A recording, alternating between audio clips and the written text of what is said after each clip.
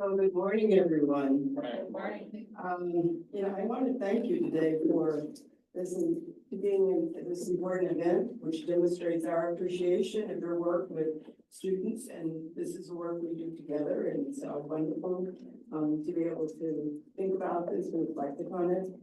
I also want to let you know that I'm standing in for Dean Dexter Busan, who sends his apologies and regards for not not able to be here today, but he certainly looks forward to this event and showing appreciation for the work that we're doing as your roles of adjunct and practical instructors. The workshop today helps us reflect upon some of the themes addressed in the 13 grand challenges of social work and society that was published first in 1918 and again in 2022. And just to give you, I'm not going to go through all 13, but just 3 that seem relevant to the workshop that you're going to experience. One theme is building relationships among people, organizations, and across geographic boundaries. Another is eliminating racism. And the third theme that I want to mention out of the 13 is achieving equal opportunity and justice. These are themes that are reflected in our scholarship in journals and books in social work practice and nonprofit management, as well as in community practice. And there are themes in which we want you to be close to, and we'd like to have an opportunity to really work with you in terms of reflecting upon them. So I just want to say good morning. I also want to make sure that you now have an opportunity to get into the workshop, which I'm sure is going to be very exciting. And I need to turn the podium back over to Nicole Carter, our Assistant Dean for Practical Education and External Relations.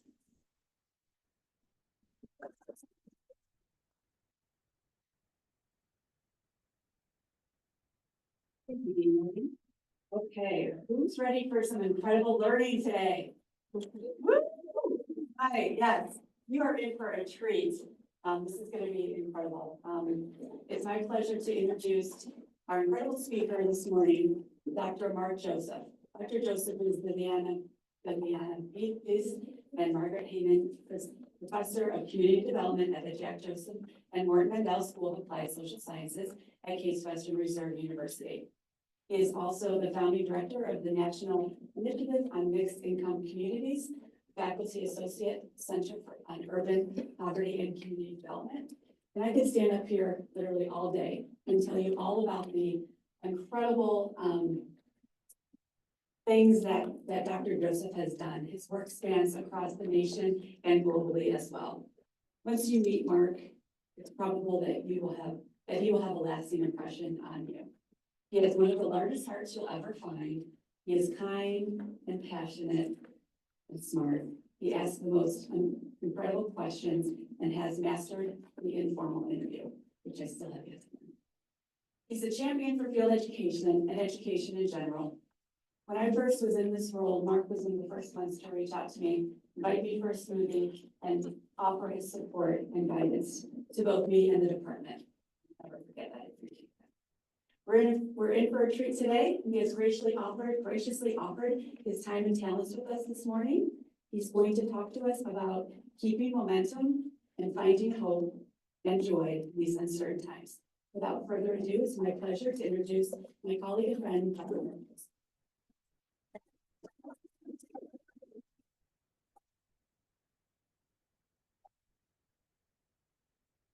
All right, good morning, everyone. It's so good to be with you. And maybe the most important thing I'll do, and the first thing I get to do, is to thank you. This is my first time ever getting to speak to all field instructors, adjuncts, as a group. And we as faculty literally could not do what we do without you all doing what you do.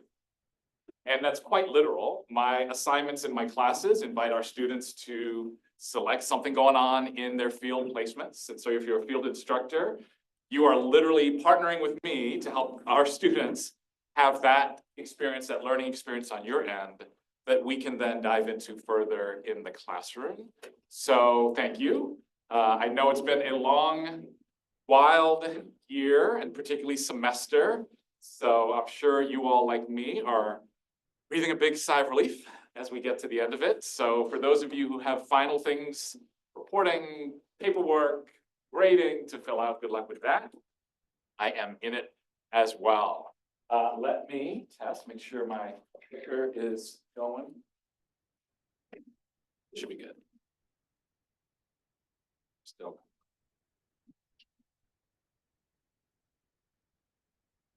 All right, 1 second.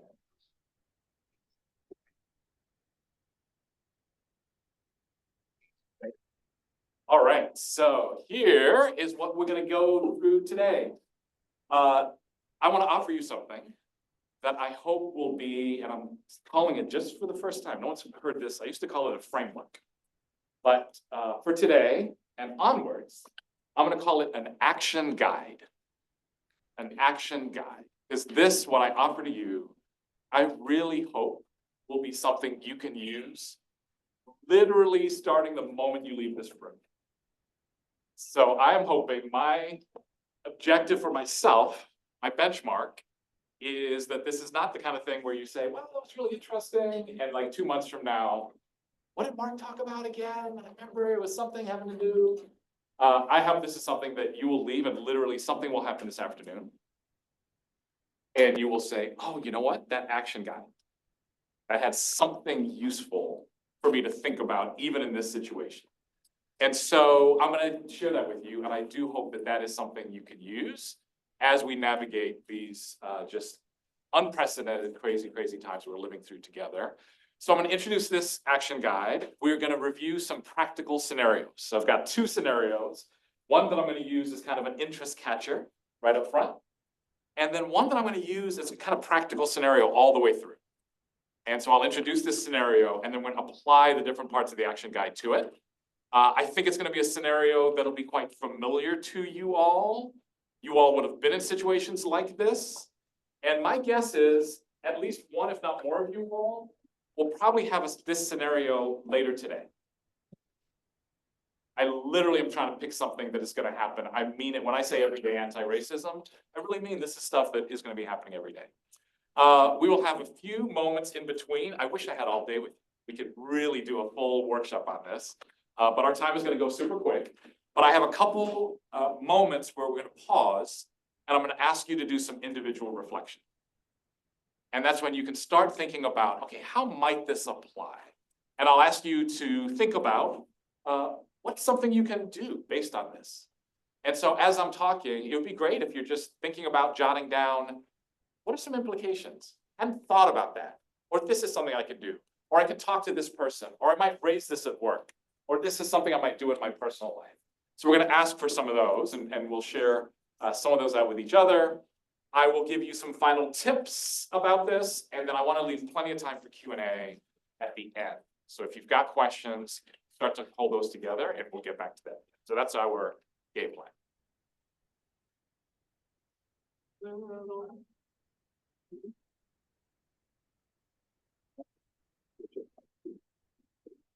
I have my own clicker, but when I saw they had one here, I made the mistake of saying, all right, here you go. But let's see if my own clicker will treat me a little better. Of course, all of you travel with your own clicker. You never know when a presentation is going to break out.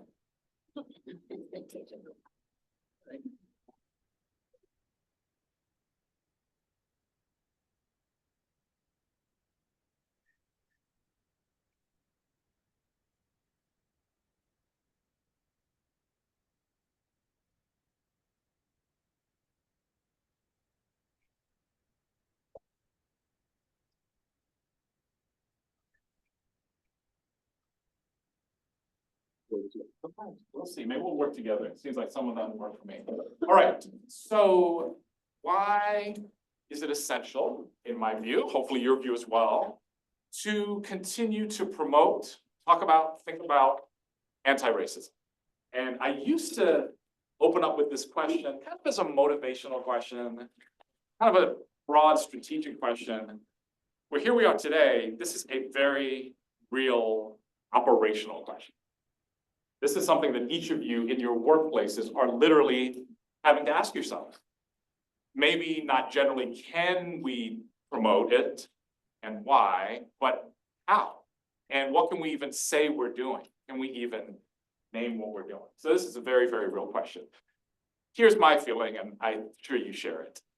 If we want to thrive as individuals, and certainly in our organizations, and as a community, in our neighborhoods, and really as a country, then I think we have to create the conditions where everyone can bring their best. And this is the framing I've started to use when talking about these issues. Because I think often when it's one group versus another group, that's where we start to get into challenges. And as social workers, each of us are very clear about the particular societal groups, and there are often many, that we care about. So we often lead with that. We are trying to help out these particular groups. But I think there's nothing wrong with a framing that says, we want everyone to be able to bring their best. That means that those groups you care about are in that everyone, and we're gonna have to think really hard about how they are able to bring their best. But I feel like maybe we can invite more people into the conversation, or maybe avoid losing people at the start of the conversation by saying, how do we create conditions where everyone can bring their best? Because clearly, our country, our organization, our communities are not gonna be the best they can be if you've got some folks in it who are not able to bring their best. So I invite you to think about that framing. All right, so then what does it take to bring your best? You're in this room today, right? What would it take to bring your best to this room? Your best focus, your best thinking? What would it take to bring your best to your organization, to your family? Well, you want to feel welcome. If you don't feel welcome in a situation, you're not going to bring your best. You want to feel seen. Am I seen in this organization? Am I seen in this room? If you're not, again, you may be hesitant to really bring your best self. You want to feel heard. If I say something, am I going to be heard, like really heard for what I'm trying to say? You want to feel valued. Am I valued for what I bring to this space? You want to feel safe. If I share what I really think, how will that be reacted to?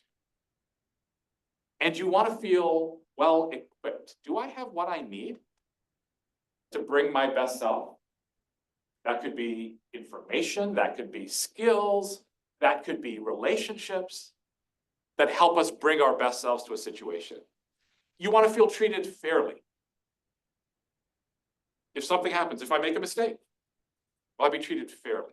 All of these things, if they're not happening, could cause us to hold back. And for many of us, they do. You want to feel empowered. If I have an idea, if I have something I want to do, can I do that in this particular situation? So unfortunately, in our society today, far too often, race is a factor that prevents us from feeling these things. Now, I should note right off the top, that's by far not the only factor.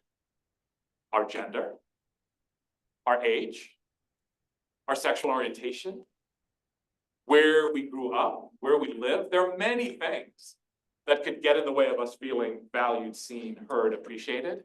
For me, the work I focused on is the role of race.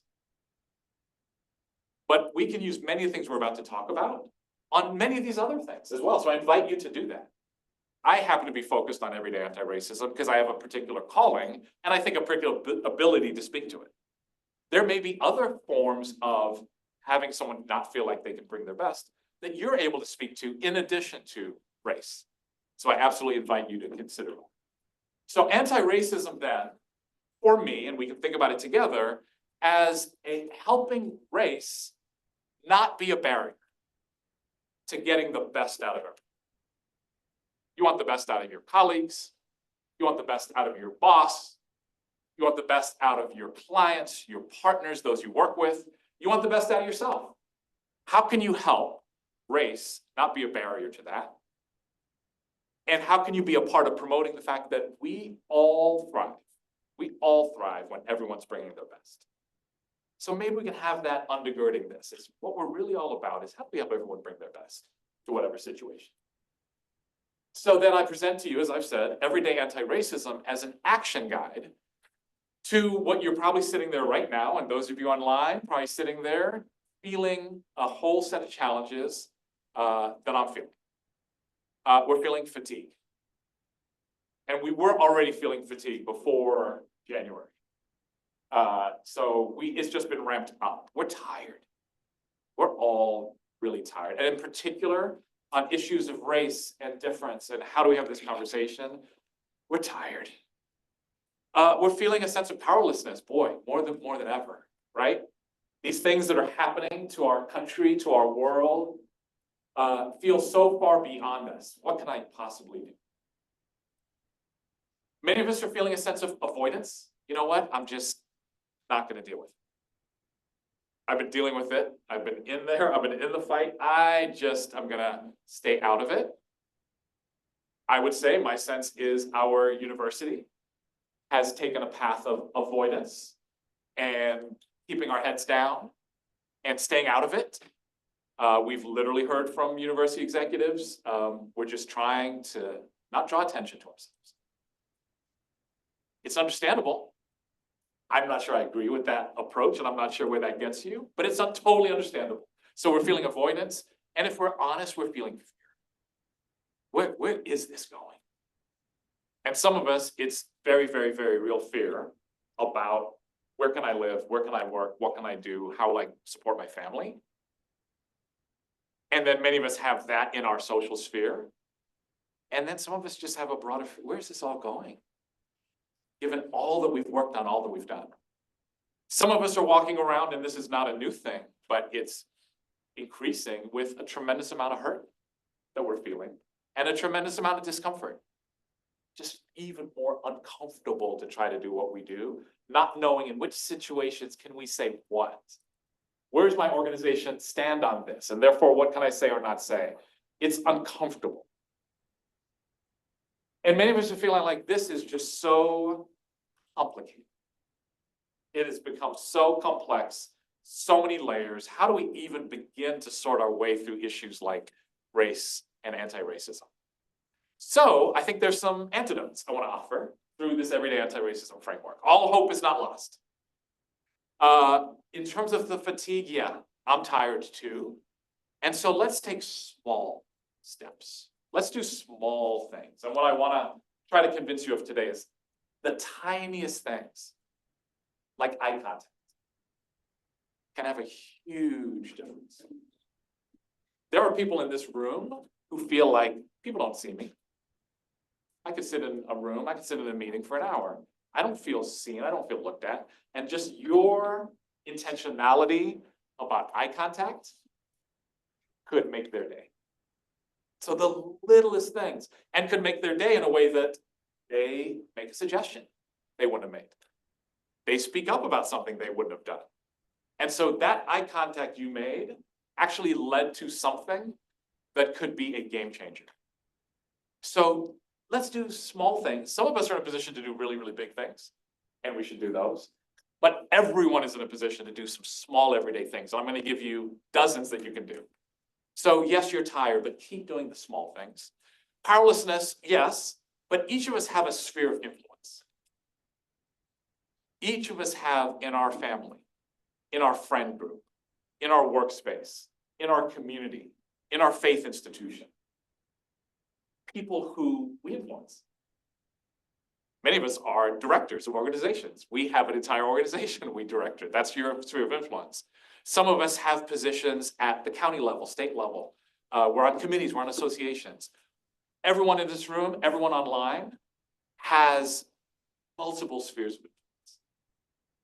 You are not powerless. You're far from powerless. You are far from powerless. The question is, how are you using your power? And it's totally okay if you're like, Mark, I don't know. I don't know. In this moment, I really don't know how to use my power. I don't know how to talk about certain things with my family. I don't know how to talk about certain things with my neighbors.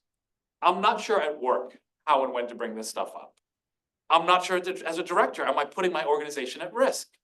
Those are all legitimate questions to be struggling with right now. But I would say it's not a legitimate thing to say I don't have power.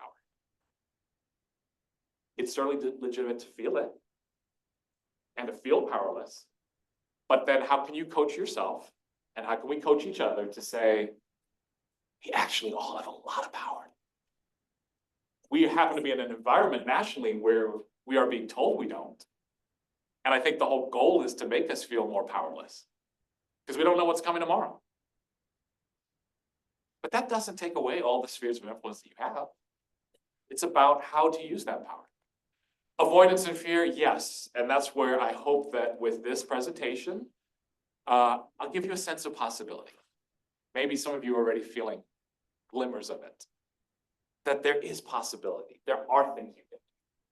And hopefully that'll be energizing. And that'll help counter some of the sense of, I just don't want to deal with it. My goal would be some of you, my dream would be all of you, can't wait to get out of this room and start doing this stuff. But you're going to hear something today, but I cannot wait. I can't wait to talk to my friend about this. I can't wait to bring this to my colleagues. I can't wait to follow up with Mark and say, how might we do something else? I can't wait for that. So I hope this gives you a sense of energy, and not just hope, but actual energy of what can be done. We're dealing with all this hurt and discomfort, but we cannot have a solution that is just more of a grind, more work, more hard, more. And some of this is for sure. But if it's not fun, if we don't have a way to be playful, if we don't have a way to laugh, if we don't have a way to find joy in that, we're not going to be able to sustain it for very long. And so look for the ways. It's okay to find ways to be playful, even as you do this very, very hard, painful work. And in terms of the complexity, absolutely. So many questions. Where do I start? What do I do next? How do I handle it? That's why I wanted to develop this action guiding framework. It's like, okay, if you can focus on these 8 things that I'm about to tell you, 8 things are a part of this action guide that can help you chart your way forward. And that's everyday anti-racism. All right? Okay. So that's where we're headed. That's what we're trying to do. Give you those antidotes to how you might be feeling. Give you some energy and possibility and direction. We're going to ground ourselves in 2 real-world scenarios.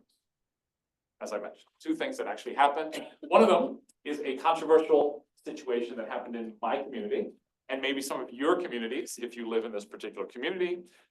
And then a second one is the thing I mentioned, a more everyday situation. I bet it's going to happen to someone later today. So scenario number 1 is an oversight on a marketing flyer. Again, this is certainly something common. All of you have to market your organization, market your events, market your activities, send out a job description. We're all doing this all the time. How intentional are we when we do it? Sometimes extremely about certain things. Are we intentional about using that marketing to make sure we're being anti-racist? What does that even mean, to be intentional about being anti-racist when you put your flyer together? So here is the community. So I live in Cleveland proper. I'm right on Larchmere, for those of you who know the Shaker Square area, but I'm in the Shaker Schools district. So I get the benefit of 2 communities. I'm in Cleveland and I'm in Shaker Heights. Anyone in the room in Shaker Heights? One hand, another, excellent. I know Dean Milligan up front is. All right, so if you're in Shaker Heights, and maybe not, you may know of this situation. But the reason we were so proud to be able, when we moved to Cleveland 19 years ago, hard to believe. And by the way, Dean Milligan in the room is the person who I got a call from 21 years ago when I was in Chicago, saying, hey, Mark, you don't know me. You may not have heard of the Mandel School, but I'd like to tell you about this super cool social work school at Case Western Reserve.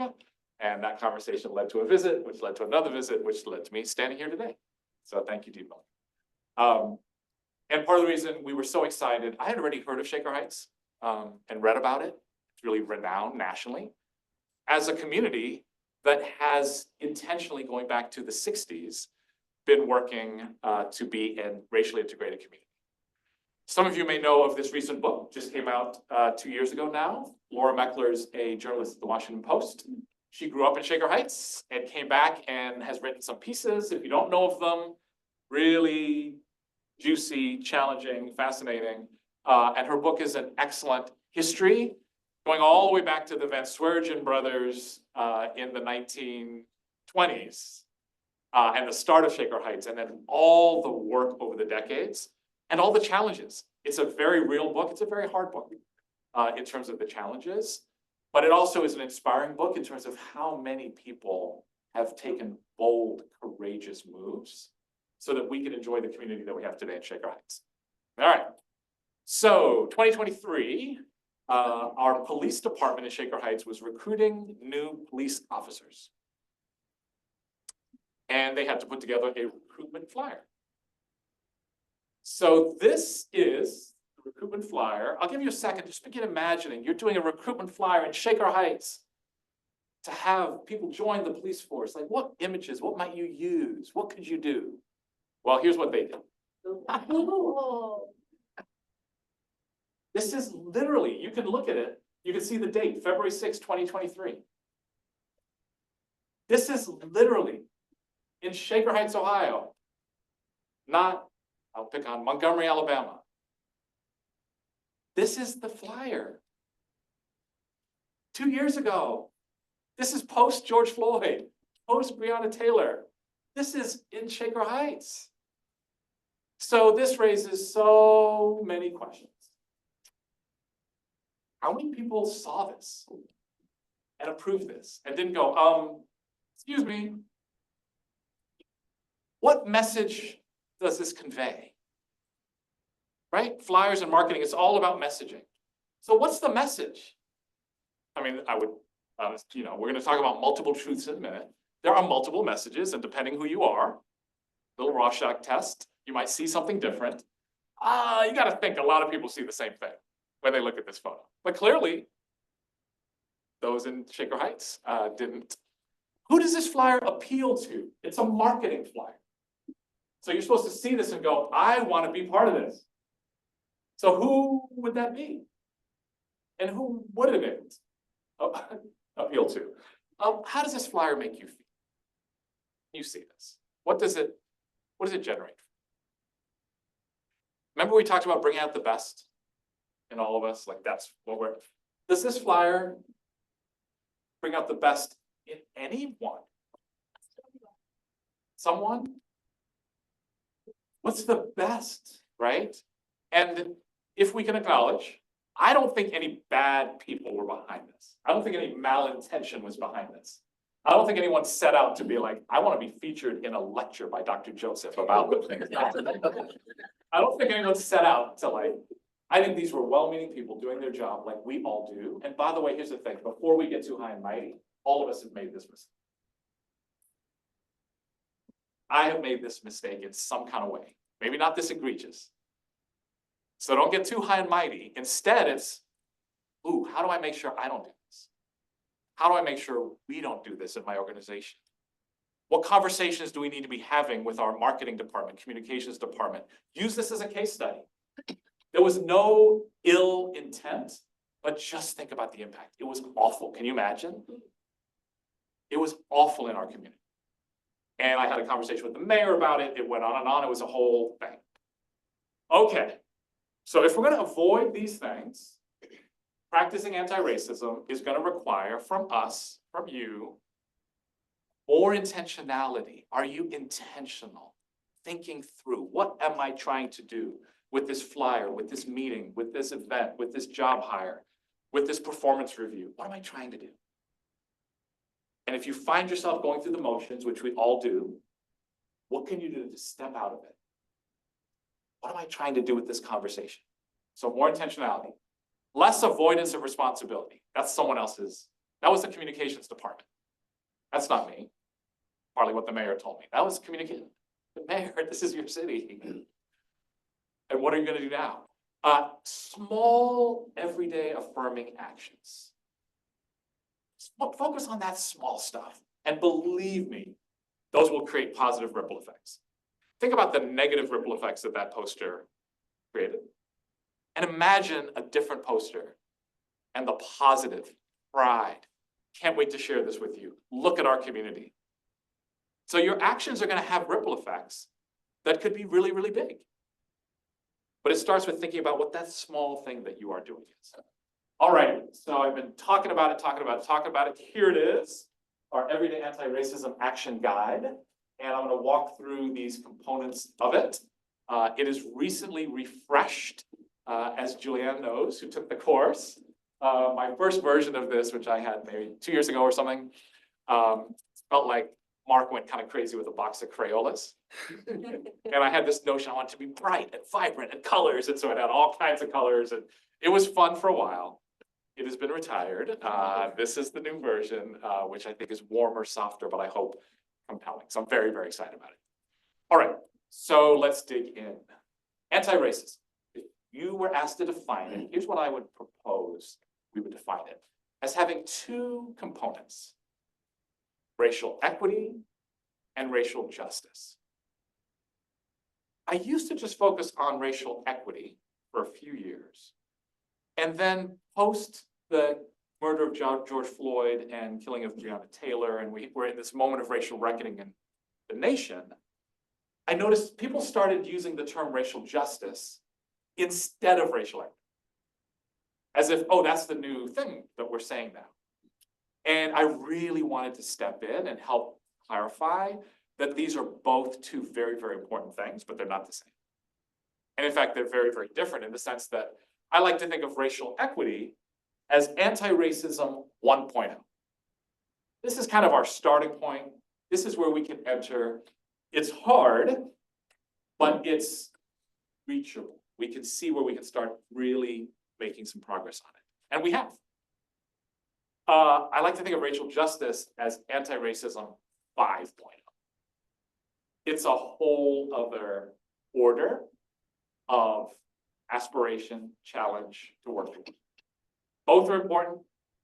Both you can start working on today, but they aren't the same thing. So if nothing else, as you start going out there and continuing conversations with your colleagues and with your peers, to be able to sort out, okay, here's the racial equity stuff, here's the racial justice stuff, both very important. And so I would say that, oh, let me define them a little bit more. So racial equity, we can think of as making it even. If someone's gonna say in a phrase, and if you want to put it in a word, I would say fairness. It's about fairness. It's about making it even. Okay, well then what's racial justice? Racial justice I would frame as making it right. You can make it even. You can be fair without making it right. Both we ultimately need in our country to get where I hope we're ultimately going. We're moving backwards right now. When we get out of reverse and we start going forward again, we're going to need both those things. To be a little more detailed, and you've probably heard this, racial equity in terms of fairness, when race no longer predicts who is able to live their best life. Right now, we can leave this classroom, walk out into this neighborhood, and we can see, if we saw children walking, just from their race, we can predict, sadly, which ones are going to have the better shot of living their fullest best life and which ones are not. You all know that in Cleveland, we have a 30-year life expectancy gap just between the city and one of the inner ring suburbs. 30-year gap, which we can predict according to where you live, which then is according to your race. So that's racial equity when we can no longer do that.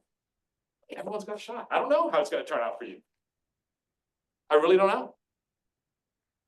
Racial justice 5.0 is when systematic racial barriers to everyone bringing their best have been acknowledged, reconciled, healed, and ceased. This is why it's 5.0. This is about acknowledging what's happened, the weight of it, the history of it. This is about reconciling that. This is about stopping it. And this is about healing from it. So there's a lot in it.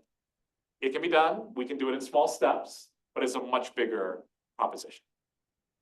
So I like to frame it as racial equity is a necessary but incomplete step toward racial justice.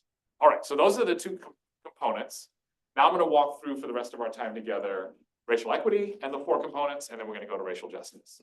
But to do this, I'm going to give us another scenario. And here's the one that might happen later today for at least one person in the room or online. And it is a workplace oversight. Happens all the time. Things happening in the workplace, meetings, activities, conversations, and someone just has an oversight that impacts someone else. And again, I'm not pointing fingers here. I do this. This is a lot of this work is holding up the mirror and starting with the humility to say, I got to keep working on this. All right, so here's our workplace scenario. It is a lively conversation in an organization, diverse group around the table. They're brainstorming about something and the ideas are just flying. What could we do? How do we solve this? Here's an idea. What about this? I know something we can do. Maybe we could try. So it's just life. Awesome. At some point in this conversation, a young Black woman in the upper right, let's call her Michelle, has an idea that she throws out. How about this? And their voices, people are talking over each other. There's a lot going on. So it's not clear, did people hear her? Did they not? But it doesn't stop. The conversation keeps going. Well, 5 minutes later, I think you all can guess where this is going. Someone else at the table, I think you can guess who I'm going to talk about, who happens to be the senior person, the white male there, offers the exact same idea. But this time, the room stops. The conversation stops. What a great idea. Yes, we should do that. How could we do that? Let's start moving. And the conversation starts to get into how do they advance the idea. This has happened in some form to all of us in some way. Maybe not because of our race. Maybe we were new. Maybe we are older. Maybe we're from somewhere else. But we feel like, wait, I just said that. And they're saying what I said. Why is everyone excited about that? Why didn't no one acknowledge, right? So this happens to all of us. If it hasn't happened to you, congratulations. Okay. But then you've seen it happen. You've all seen a moment where like, wait, did that? We just, okay. So, some questions. What is our aim? Stepping back, we are now society looking at this scenario. What is our aim? We want to get the best out of everyone around this table. Everyone around this table. Not just Michelle. We want everyone around this table, including Michelle, to bring their best. We certainly want to bring out her best. And we all gain when we get her best idea. And we lose when, and the part of the story I should have completed out, well, guess how Michelle felt when this happened. And so the energy that Michelle was bringing that moment was suddenly deflated. And we were talking about ripple effects earlier. Guess what's going to happen in the next meeting? Why bother?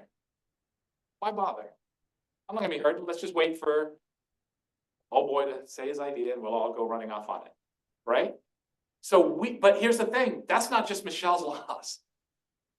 And that's where as society, we're stuck. Because we're like, oh, too bad for Michelle. Suck it up, Michelle. Talk louder next time.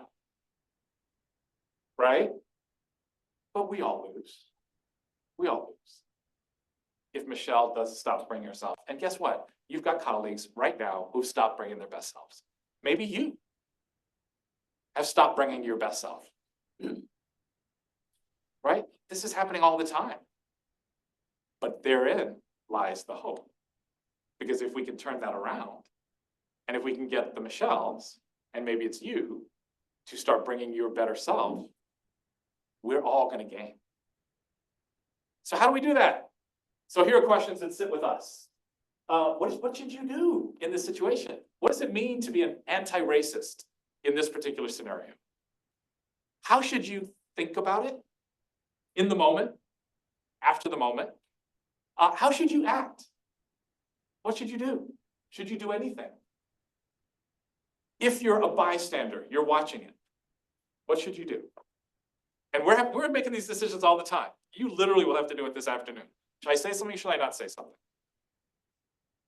What if you're Michelle? What should you do? How do you handle this?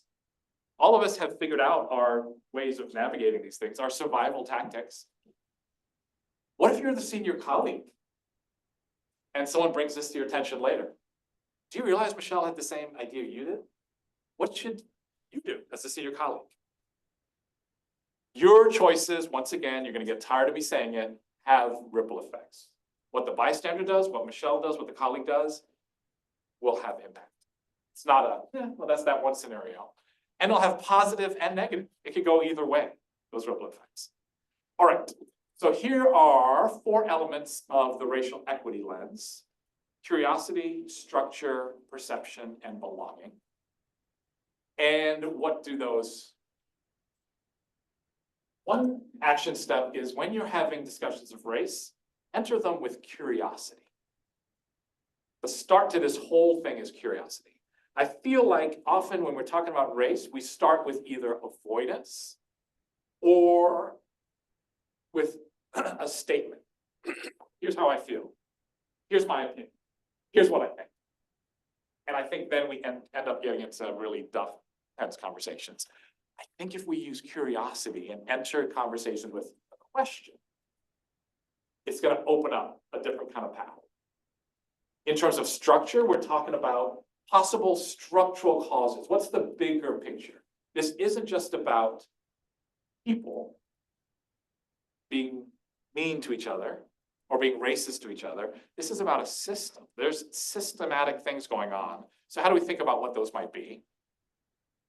Perception, how do we focus on changing perceptions, understanding? And many of us now, we've talked a lot about implicit bias or subconscious bias, unconscious bias. So that's this. What's going on? What are we thinking that we don't realize? And then how do we promote belonging and avoid othering? There's so much. We live in an othering. We are in an othering era right now. Who is the other? There's us and there's them. And we want to be in the us, because if you're in the them, you're in trouble, right? That's the kind of feeling in this moment. So how can we do our part to avoid what we might do to generate othering and to promote belonging?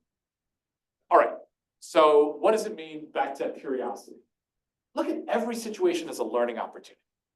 Even the toughest, most uncomfortable situations, what if we can look at it at a learning, what can I learn from this? Even though we each hold strong opinions about this stuff at this point, how can we strive to be more open-minded? Many of us shut down when it comes to questions of race. What's the work we can do to open up? And a phrase I love to use is, help me understand. Help me understand. I may not agree. I may vociferously disagree with what you're saying, but just help me understand how you're thinking of it. Help me understand what that means to you. Help me understand why you would say that, as a way of opening up the conversation and hopefully getting to a different kind of place. Practice active listening. I'm sure all of you are very familiar with active listening, reflective listening. Let me put that into play. Here's what I hear you saying. Am I getting this right? Part of being heard and feeling heard is someone takes the time to play it back to you, right? So these are techniques you can use. All right, so let's go back to our scenario in terms of curiosity. Look at the bystander. So the bystander might see the situation, immediately have seen it many times, and I know exactly what happened. Michelle got ignored, and this person didn't hear her. Maybe. Can you take a couple breaths, enter with curiosity? You don't necessarily know how Michelle feels about it. You don't necessarily know whether the other colleagues heard her. Maybe no one heard her. And so the bystander, I would say, could, rather than approach this by going to Michelle and like, you were wrong. Let's fight the power. Go to Michelle and say, hey, I noticed, and here's how I experienced. How did you experience it? Did you notice that? And maybe Michelle will say, I didn't even notice. It was such a great conversation. And so you're not then starting something that didn't need to be. Michelle might say, I did, and I was super hurt by it. But at least you've done that. You could go to the senior colleague. Do you realize? I just want to check. Do you know? Rather than bursting in the office. Once again, we're ignoring people. Hey, did you notice that Michelle had the same idea you said it. It's very possible the senior colleague didn't know. You're starting a whole different conversation. Now, let me admit up front, some of us are way too tired to do this. We've seen it 1,000 times. We know what happens. I'm calling on you to take a breath, draw on your best self, and try to enter that conversation with the senior colleague with curiosity. I promise you it will go better than an act. Hold that thought, we're coming. Hold that thought, I'm glad I'm generating thoughts. What could the young woman do? What could Michelle do? Again, Michelle might know what happened. It's always happened to me. And it's very, very, very, very hard. And I know some of you are going to accuse me of blaming the victim, putting on the victim. But we all have something to do in this scenario. No one gets off the hook. And I would say to Michelle, you definitely need to stand up for yourself, for sure. But if you can approach that question, I would start by going to another colleague. Here's what I experienced in that moment. Did you see the same thing? Just want to check. And when I approach that senior colleague again, it would be, did you notice? As opposed to, this is what you did. Once again. What could the senior colleague do? Very, very important. I'm not letting anyone off the hook here. When the senior colleague's confronted with it, their reaction is going to be defensive. Didn't mean to, didn't notice, didn't. And I'm urging that. And again, when we are in that senior colleague role, that we don't respond with defensiveness or avoidance or an excuse, but we say, wait, tell me more. If it's Michelle who's coming to us, how did you feel? What did you think? What could we do? So curiosity, very, very, very important. Structure. What is structure all about? Where might there be structural barriers to being fair? Where might everyone not have the access to the equipping, the information, the skills, the resources that they need? Where might there be key leverage points in the system to make some bigger changes? So back to our scenario. What could the bystander do? So the bystander seeing this, once again, Michelle, and let's say the older colleague is Bob. And so Bob and Michelle, and Bob wants it, and you can make it a very personal thing between Bob and Michelle. And not to say there isn't a thing between Bob and Michelle. But you're also well aware there's a bigger structural issue. This is happening in meetings all the time. And this particular meeting, let's say it's a meeting that repeats. So we have a system here. We're going to be back together next Monday at 10 o'clock. So you might think, what could we do about our meetings? How do we solve this at a structural level? Maybe this is a group that loves to just brainstorm. What we need to implement is a moment where we say, let's pause, let's go around the table, and everyone say their idea. Simple. But it's a structural change. You've now brought a structural solution rather than, Bob, you did it again. Right? Let's do a structure so Bob and everyone else can't help but hear what Michelle has to say because we've restructured. What if you're Michelle and your instinct is to go tell Bob he did it to you or just complain with a friend? Maybe think structurally, oh wait, there is a structural solution here. Let's change how we do our meetings. Right? So thinking about a structural way. What if you're the senior colleague? Same thing. Someone comes to you, brings it to your attention, and you think, rather than just, I'm going to go apologize to Michelle. Sorry I did that. I won't do it again. What's a bigger, what could we do structurally? So the action guide has you not only be curious, but it's also, what could I do? Thinking more systematic. Perception. Be aware of your subconscious bias. Be prepared to question assumptions, starting with yourself. Why did I think that? Why did I assume that? We're making assumptions 1,000 times a day about a million things. Rarely do we question ourselves. Wait, but is that really the case?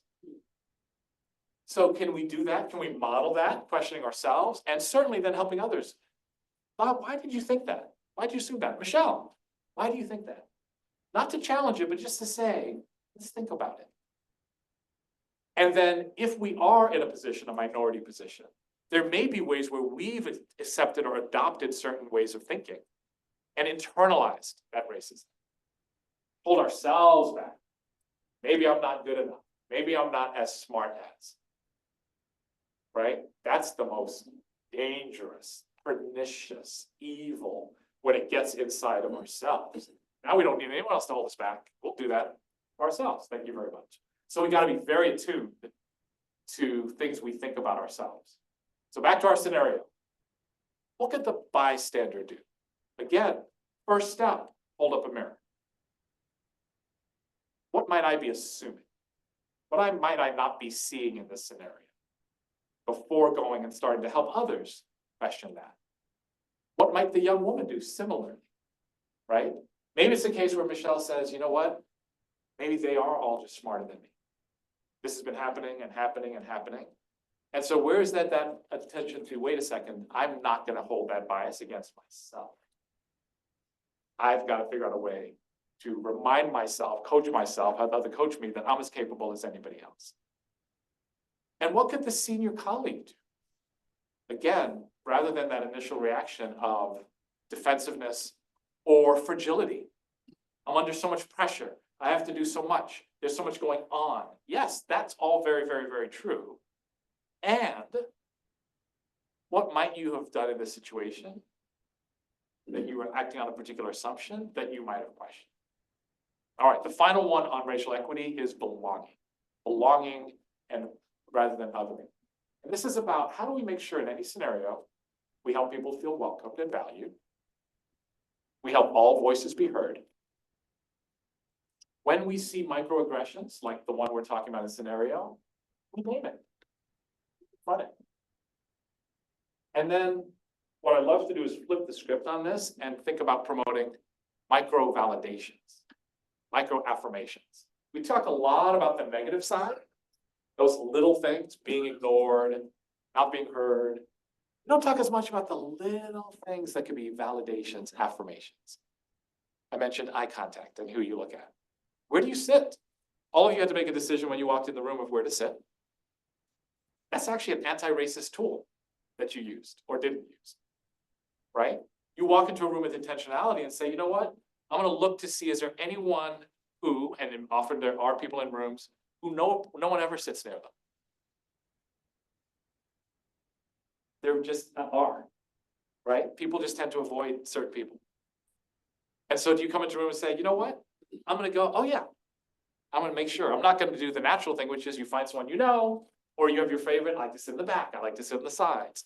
But you actually say, how do I use where I sit as a way of demonstrating, I see you, you're welcome here, part of this. And sit down and have a conversation, even better. Right? So how do we lean into that kind of stuff? So once again, what could the bystander do? Really focus on what would it take to help Michelle feel a sense of belonging. Maybe it's as simple as, forget Bob, forget the group. I love that idea you had. Can we talk about it some more? Let's just talk about your idea. And let's talk about how we can bring it back. Yeah, Bob had a similar idea. Let's get your idea, let's bring it to Bob. But just help them feel seen, heard, and welcomed. You have the power to do that. What could Michelle do? Michelle could think about, are there ways that she can, what would help her feel more comfortable? What would help her feel more a sense of belonging? Maybe there's a different way of expressing yourself than just throwing out ideas in the moment, right? Maybe it's about being more artistic. Maybe it's about working in a smaller group. Maybe she's more comfortable not in a group setting. Is there a way to then suggest, propose, hey, can we have some time to talk in pairs, in smaller groups? Or can I circle back, right? So is there something Michelle could do in that moment, as well as suggesting things that might help others to feel a sense of belonging? And again, the senior colleague, when confronted with this, rather than defensive avoidance, what could we do? We do need to create a bigger sense of belonging. How would we do this in meetings? And maybe it's simple as up front at the very beginning of the meeting, being very clear. Hey, everyone, glad we're back together, Monday, 10 a.m. I just want to remind everyone, every single person around this table's input is important. I may not notice, I may not hear something. So let me just invoke and invite all of us. What we're going to do over the next hour is help make sure everyone around this table gets to say what they need to say. So can you all help me in that? Just laying that out. Because it's true, when you're running a meeting, you're thinking about things, you're on to your next meeting, you're looking at whatever. It might be hard, you might overlook something. So do you invoke? How do we all help people feel? All right, your turn, your turn, your turn. I'd love for you to take just a couple minutes. Reflect on what you've heard so far. Here are our 4 components of racial equity. What's sticking with you? What's really hitting you as something you hadn't necessarily thought of in terms of racial equity? And what's one thing you could do? And I mean literally, like this afternoon. What's something you could do? So think about something, talk to someone about something, suggest something to someone, read something, listen to something. Of all this, what's one thing you could do? So take a couple minutes just to think about that, and then I'll have some of you share. And online folks, you're not off the hook. Would like you all to do this as well. What's one thing you could do? And we'll have a moment to also see if anyone online wants to share. So take a minute. One thing. And if you want to come up with 5 things, that's great. But at least one thing. It's one thing you could do this afternoon. In fact, better yet, what's one thing you will do this afternoon? Why do could? What's one thing you will do based on this? It doesn't have to involve other people. It could be, I'm going to journal about this. I'm going to take a walk and think about this. But it could. I'm going to tell my best friend, I'm going to tell my colleague, I'm going to schedule a meeting with my boss, whatever. What's one thing you will do this afternoon?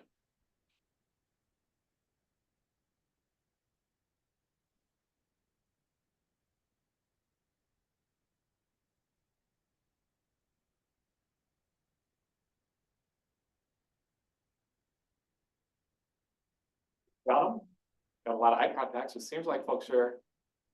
All right, let's start in the room, then we'll go online. Who would like to share? Please, David. Yeah, many years ago, I read a few books by Stephen Covey. I don't know how many people in here know who he is. 7 Habits. Right, 7 Habits. I think what I'm thinking of was brought out in more detail in the book that came after that, and I forget the name of that book. And it talked very much about organizations, missions, mission statements, and things like that. And he brought up in several cases, Stephen Covey traveled a lot when he was a speaker, and he stayed in a lot of hotels. And he noticed in some hotels how the people that were there were so helpful. And he wondered, how did this get ingrained into these people? And he asked questions, and he found out that the organization, which I believe it was the Ritz-Carlton he was talking about, involved everybody, just like what you said earlier, involved every last person in the organization with developing the mission of the company. And so many companies don't do that. It just comes from the people in the top office, and everybody else is expected to follow it without having any input. And that doesn't work nearly as well. What could you do? What's the thing you're going to do this afternoon? Right. Suggest that, well, ask if the top management's familiar with that and might consider that the next time they go over the mission of the company. To invoke everyone having a part of it. And that's a good thing to do, periodically anyway. Right. Right? The mission often can get very stale. Bringing it back and saying, okay, given who we are now, where we are now, the world we're in now, what would the mission be like today? Do we affirm this, want to change it? Great. So you're going to find out if that would be, if top brass would be open to doing that. Who else would like to share? You had a question I earlier. had a question, yeah, because my instinct in that sort of situation, whether it was me that was being talked over, or anyone else if I was being talked over, or if I got called out, I would call out in the meeting and I'd be like, oh, didn't Michelle say something like that? Are you telling me not to do that? I am absolutely not telling you not to do that. Okay. But here's where, this is great, thank you. And then I'm gonna come back, you're not off the hook, I want to know what you're gonna do in a second. We are all in different places with our readiness to do it in the moment. Some of us, most of us probably we're spinning in the moment. As we, after the meeting, we're like, oh, what should I have done? And it's okay to be there, that's just real. But then don't just like beat yourself up for the next week and then forget about it. Like at that moment, do something. But if you're at the stage, if you're in your anti-racist journey where in the moment you see it, you're ready to act, and you feel like you know what to do, go for it. And have the courage and take the risk that it might go sideways, but it might go great. It might be exactly the thing. And the more you do it, the better you'll get at it. I talk about building our anti-racist muscle. And you're modeling it. So you're showing the 7 other people what to do. And now they're like, wow, you did that so beautifully. So yes, thank you for raising that. Absolutely, in the moment, go for it. But if you're not ready, that's okay. But still do something. All right, what you doing this afternoon? Well, because you were talking about after the fact, I started thinking about how oppositional I tend to be. And maybe taking a step back and being more intentional so people can hear me versus being so confrontational, because I can tend to be confrontational when I disagree with how people are being. That's so good. Thank you for saying that. And many of us needed to hear that, because then we get stuck in a rut. We are the person who's willing to talk up. I don't care. I'm gonna tell you. I don't care. But then that's how people see us. And the moment our mouth starts moving, they've tuned us out. Yep, there you go again, right? Rachel's gonna say it again. It's like, why aren't people listening to me? So that pause, and in fact, you'll surprise people. You'll be like, wow, Rachel didn't say anything. That's because you were scheming about what you were gonna do. Rather than saying in the moment, you feel a little better, but it didn't go anywhere, you're scheming about how you're gonna get 6 people to do something. And they're not even gonna hear from Rachel. Your fingerprints will even be on it. But they are gonna hear from 6 people, right? So thank you, that intentionality, great. One more, yeah, please. Yeah, so in a past role, I was a clinical director. And I remember being very inexperienced and feeling a lot of pressure to focus on the team's productivity. Because it's my job. And so when I go into these meetings, I am more mindful of their resistances to their roadblocks to being productive. So one of the things I was thinking about, as a white male, to sometimes in a team meeting or in one-to-ones, just bring up that I'm aware of that and how that may impact you. Is that a conversation that we could have? And taking the time to do that, and then being curious if that impacts you. Is there something I can do about that to help you feel safe, empowered, more free? Love that, right? Naming and having that empathy to know this is what you all might be thinking and feeling. There's this drive, this productivity, but you're sitting with something that's getting in the way of that, making space. I think also where there's room to say productivity is one part of what we're all about. But what else is it that we're trying to do together? And giving space for people to name that. So there might be this company culture that's all about productivity, just getting it done and no matter what. But you may actually get more out of folks if it's like productivity, also feeling like we're doing good. And we're making a difference. And they don't have to be against each other, mutually exclusive, right? But giving people a chance to name that, if everything they're seeing is about productivity, and they're not seeing anything about making a difference, having an impact, that's opening up that space might also give room for people to say, here's what also motivates me. I'm absolutely motivated by productivity for sure. I'm also motivated by this. And that might be something you can then play on to say, okay, great. How do we build more team culture around both of these things? So love that opening. Let's see if there's one person online. Yes. Yeah, so we have a few people online. I'll just choose Please. one. So we have Bailey, who said, I will add this to my supervision agenda for next week to discuss with my leader on how we could bring the wisdom practices of this action guide to our work and workplace health. Beautiful. Is that Bailey Fullwater? All right. Hi, Bailey. You want to hear a couple Please, of I would love to. Okay, we have Melissa Kochi. I'm going to talk about this with my departing intern during our final one-on-one this afternoon. Perfect. This happens to be an area of focus for her and a full circle moment because she shared an experience like Michelle's during our first one-on-one last year. Awesome. And then we have Rachel Sitak. I'm in the middle of reading the book James by Percival Everett, and I need to finish it. I want to get some family and friends who get less exposure to the ideas of anti-racism to read it and start a conversation from there. I think it will be accessible for them since it's fiction, but it's really powerful so far. And Kelly Schmidt said that was hers too. What was that book? What's that? What was the book? James by Percival Everett. Excellent. We've got a reading suggestion. Thank you, Juliana. Thank you, those online. All right. Now that we've mastered racial equity, 1.0, which is a joke, because that's very, very hard. But who's feeling ready for racial justice? You all ready to go to 5.0? Wait, can I just say one thing? Please. Sorry, your last comment, about this book, James.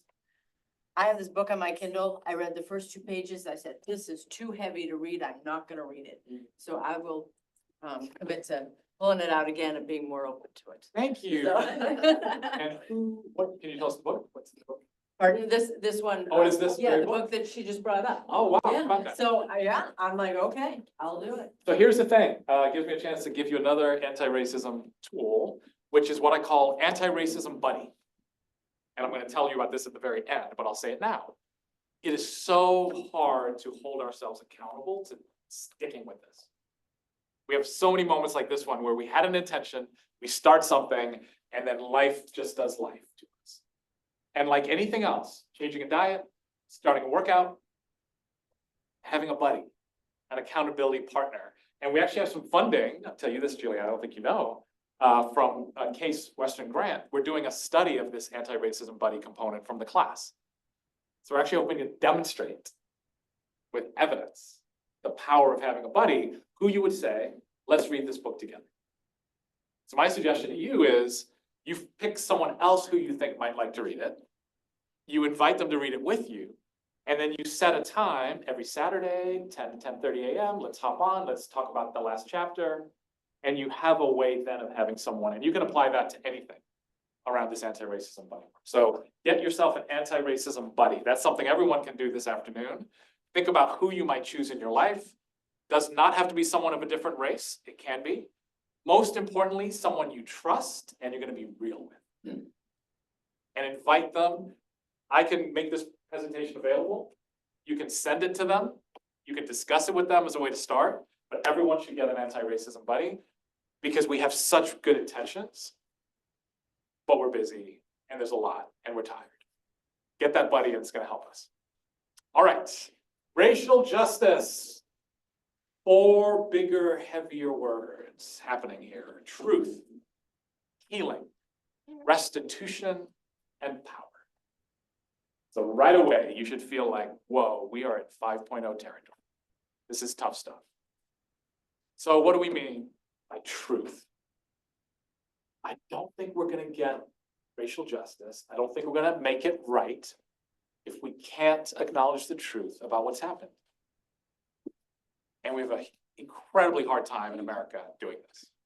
And right now we're trying to erase the truth. But once again, we're in reverse. But there are countries, you think about the South African Truth and Reconciliation Commission, there are countries that have done this and said we have to name what happened. And so that's part of it. Now, what I want to share with you is little ways of doing it that aren't like the big old truth commission, so that we can do it on our everyday practice. Healing, healing, healing.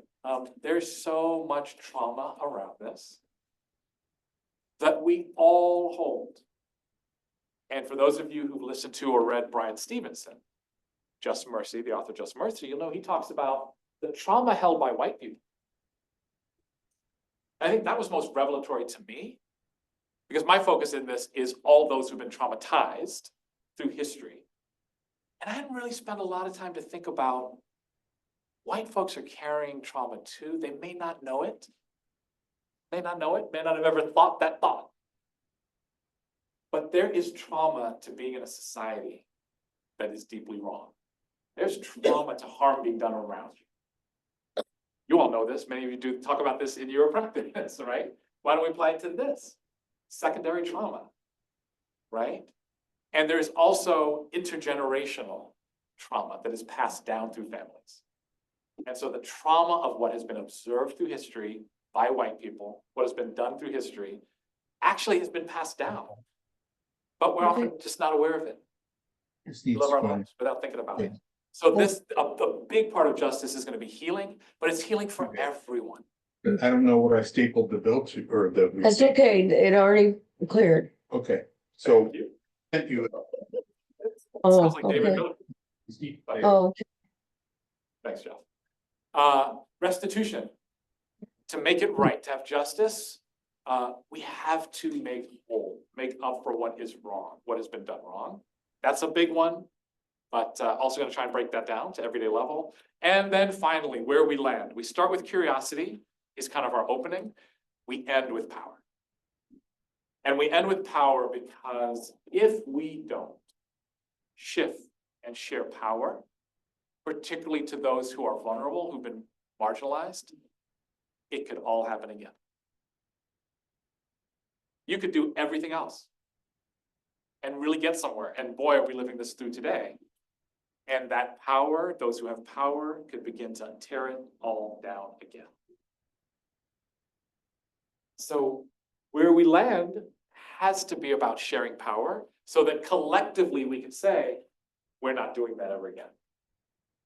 We are not going to let that happen ever again. So those are our four. All right, let's walk through them and then go back to our scenario. Truth. What is the truth about what's happened? I've been just so embarrassed by what I don't know as I've been deeper in my journey. Things I wasn't taught, things I never knew. My own particular component of my anti-racism journey right now is about indigenous anti-racism, what's been done to indigenous peoples. And man, I just had zero knowledge of the history here. I have very little knowledge of contemporary. Who are the groups? Where are the people? How would I engage? So I'm on my own level of trying to learn that. So what is the truth? Seeking out and speaking the truth. Acknowledging the truth of white privilege. I think we've made progress versus a decade ago. I realize we're having challenges in this particular moment. But as far as an ability to say, you know what, there are privileges that come with being white. That doesn't mean life is hunky-dory and they're not challenges, but simply having white skin gives privileges in an everyday sense. And I think we then feel guilty or like, what do you do with that? And what I would like to see is be able to name it and not make it a big thing. It is, if you're white, it's not your fault that you have white privilege, but it is a thing that you experience. But then to feel guilty about it or have a white fragility, Robin DiAngelo's term, around it, that's not helping anybody either, right? But then what do? It's not easy, right? It's kind of funny to say, but I don't think it's easy having white privilege as thinking about like, what do I do with that? What am I supposed to do with that? But I think acknowledging is a first step that in certain scenarios, you will be treated in a certain way that another person who looks differently won't. So then what do you do then? How do you use that? Get comfortable. I mentioned this a moment ago. There are multiple truths in any situation, even in this room. If you interviewed people as they leave, what did you experience? What did you hear? We're going to have different perspectives on it, right? But I think we tend to be more comfortable with the sense of there's one single way to think about something. I think the more that we're able to shift and see things from different perspectives, the more effective we're going to be as an anti-racist. All right, so back to our scenario here. What could the bystander do? I think the part here that I want to encourage us, like before we talked about curiosity, now the bystander is doing the 5.0 version. And the 5.0 version here is, what's the longer pattern here? Maybe this happened today between Bob and Michelle. Is there a longer pattern? Is there a truth that Michelle is living with? This has been happening to me my whole career. My grandmother told me about this happening to her. This is a bigger thing, a heavier thing. And as a bystander, can you invite and get comfortable opening up space for that conversation? If I'm Michelle, I want to name that truth. So don't come to me just like, I'm sorry Bob did that today. He can really be kind of clueless. Let's, right? If it's a broader conversation about, I bet this has been a longer thing. I bet there's more to this. You're going to open up a whole other reaction from Michelle to be able to share her truth. So as a bystander, can you be part of giving space for bigger truths to be named in situations? Not every day, not in every moment, but picking those moments where, you know what, I think there's a deeper truth here. Can we help get it on the table? What could Michelle do? I would love for Michelle to find ways to speak her own truth, which is really, really hard. And again, some of you are gonna get on me, why are you putting this on Michelle? And all I'm saying is I want Michelle to lean into her power as well, which is, can you find a way to share? This has been a pattern. So when you have that moment, you sit down with Bob, he's apologizing to you, I won't do it again. You know what, Bob, can I actually tell you more of what I've experienced in this company for the last 5 years? I don't just want to talk about the meeting. If you really want to hear me, can I tell you a bigger truth? Right? That's what Michelle could do. Not every day, not every moment, she's maybe not, but when is she in a moment where she might be ready to do that? What could the senior colleague do? Oh, by the way, Michelle could also be comfortable with the fact that there are multiple truths in that moment. So she has hers and she's feeling it, and she was hurt, and it tapped into trauma. But other people might also have truths. And is there a way she can also be open to hearing, how did you see it and experience it? And what can I learn from that? Senior colleague, again, being open to it. If you're that person in that scenario, might you invite a conversation about bigger patterns? Has this happened before? Is this related to, can we take a step back out of what happened Monday? Help me understand, is there a bigger picture here? And make space for people to say their truths.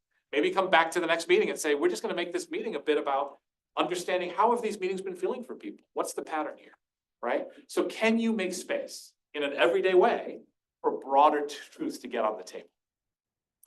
Healing.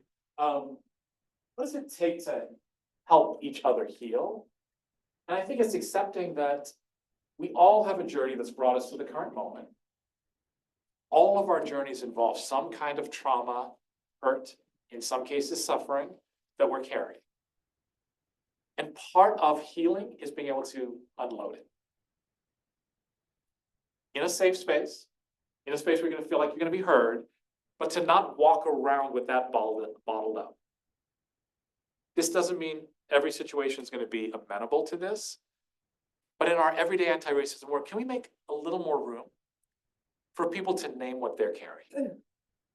And is that first step then for healing? Because then there's another step of like, what can we do? There's acknowledging, sorry that happened. I'm acknowledging I heard you say it. Is there anything we can do in our work with you to help you move past that? But you're not gonna be able to do any of that if the person isn't able to just unload that. And I think we're all walking around with stuff that's like, nobody cares. I just gotta deal with it. I gotta suck this thing up. Is part of our anti-racism work making space for naming some of that stuff? And then being ready to say, okay, now what do we do about that? And then practicing empathy and compassion. I think often when people share things, and we're in a social work, social service environment, there are times when people will share something and we don't know what to do with it. We're like, whoa, you just named something massive. And then it's uncomfortable. It's like, and then we go into more of the avoidance, right? Just wanting to get past that moment. Totally natural human reaction. But how do we as everyday anti-racists practice, how does we show empathy in that moment?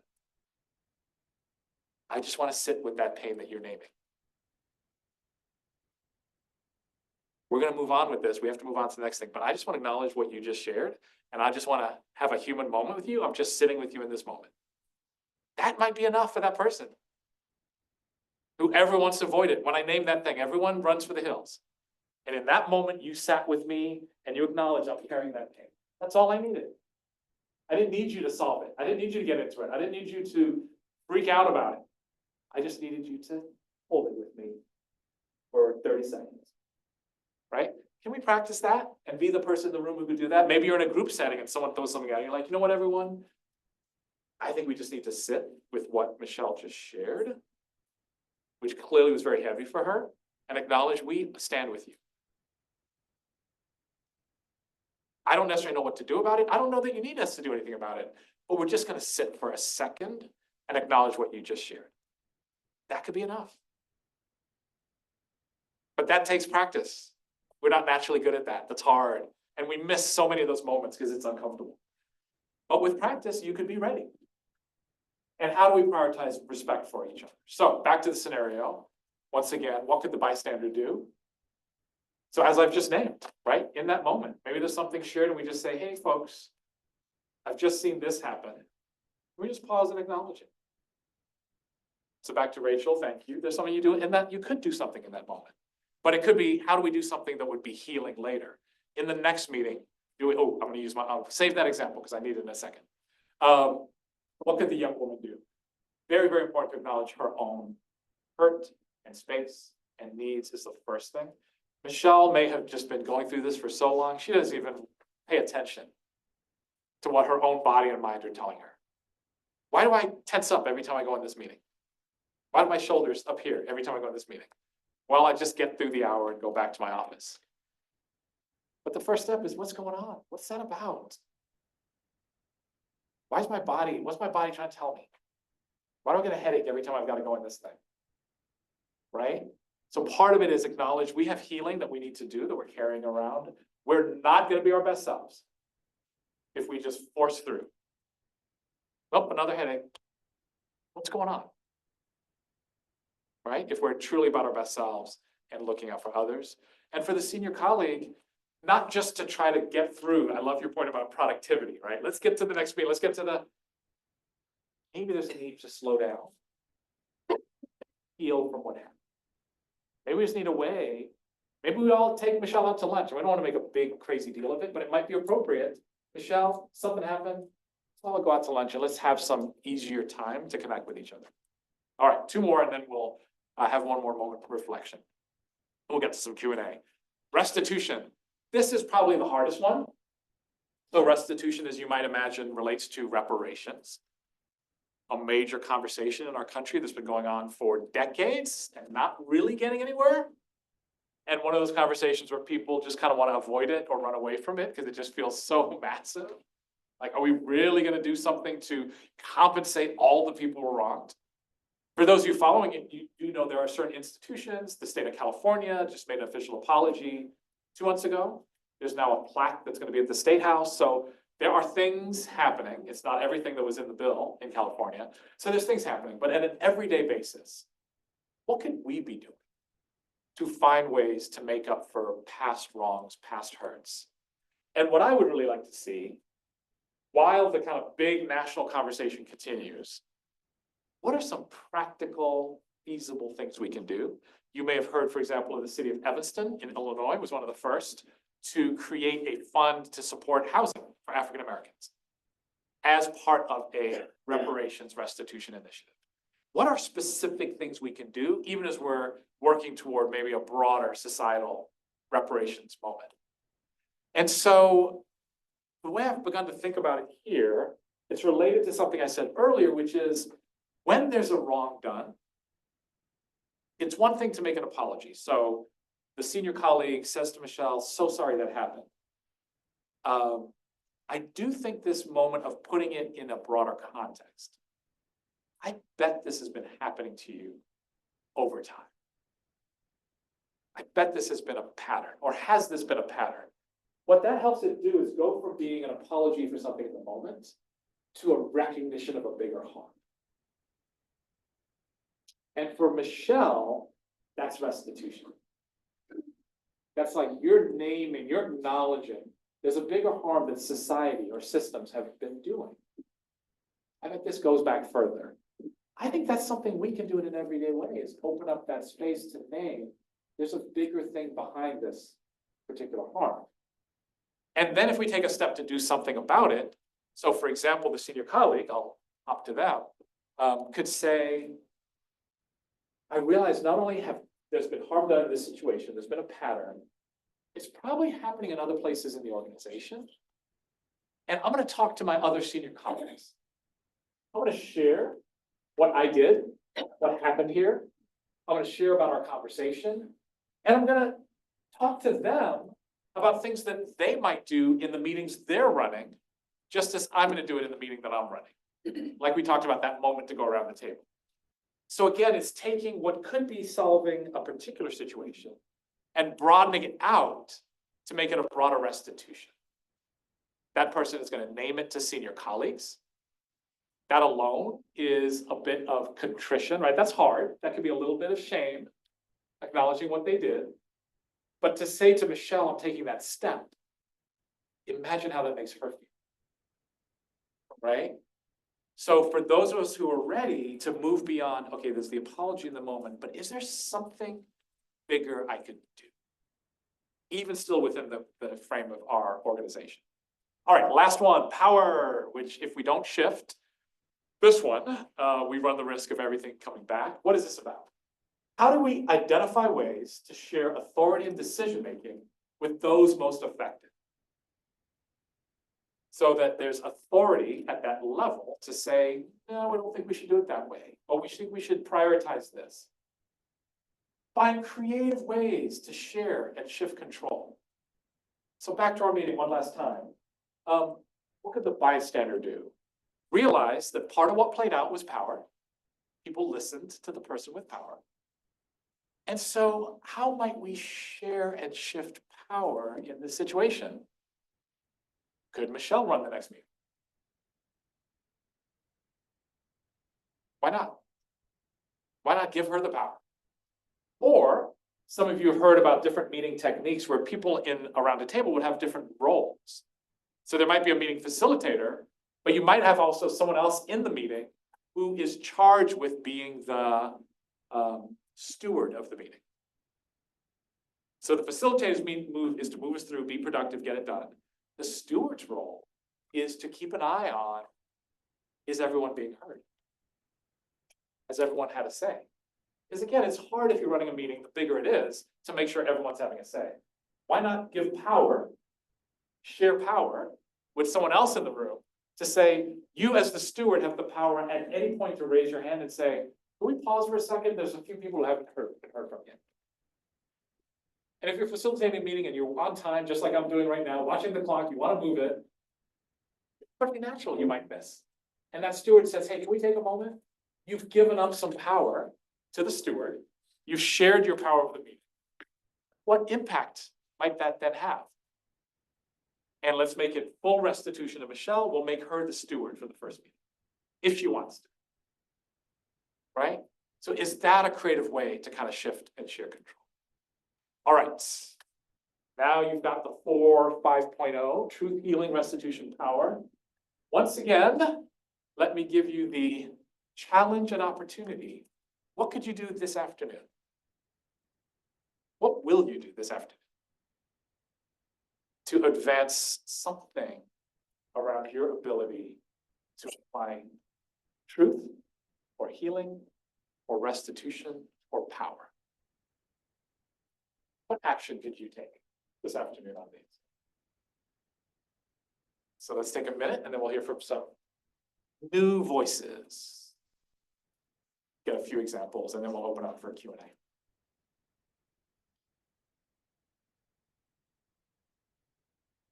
Folks online, you did a wonderful job the last time, so you've raised expectations in the room. We're waiting to hear some really great ones. Julianne is checking the chat. What could you all do this afternoon to advance racial justice?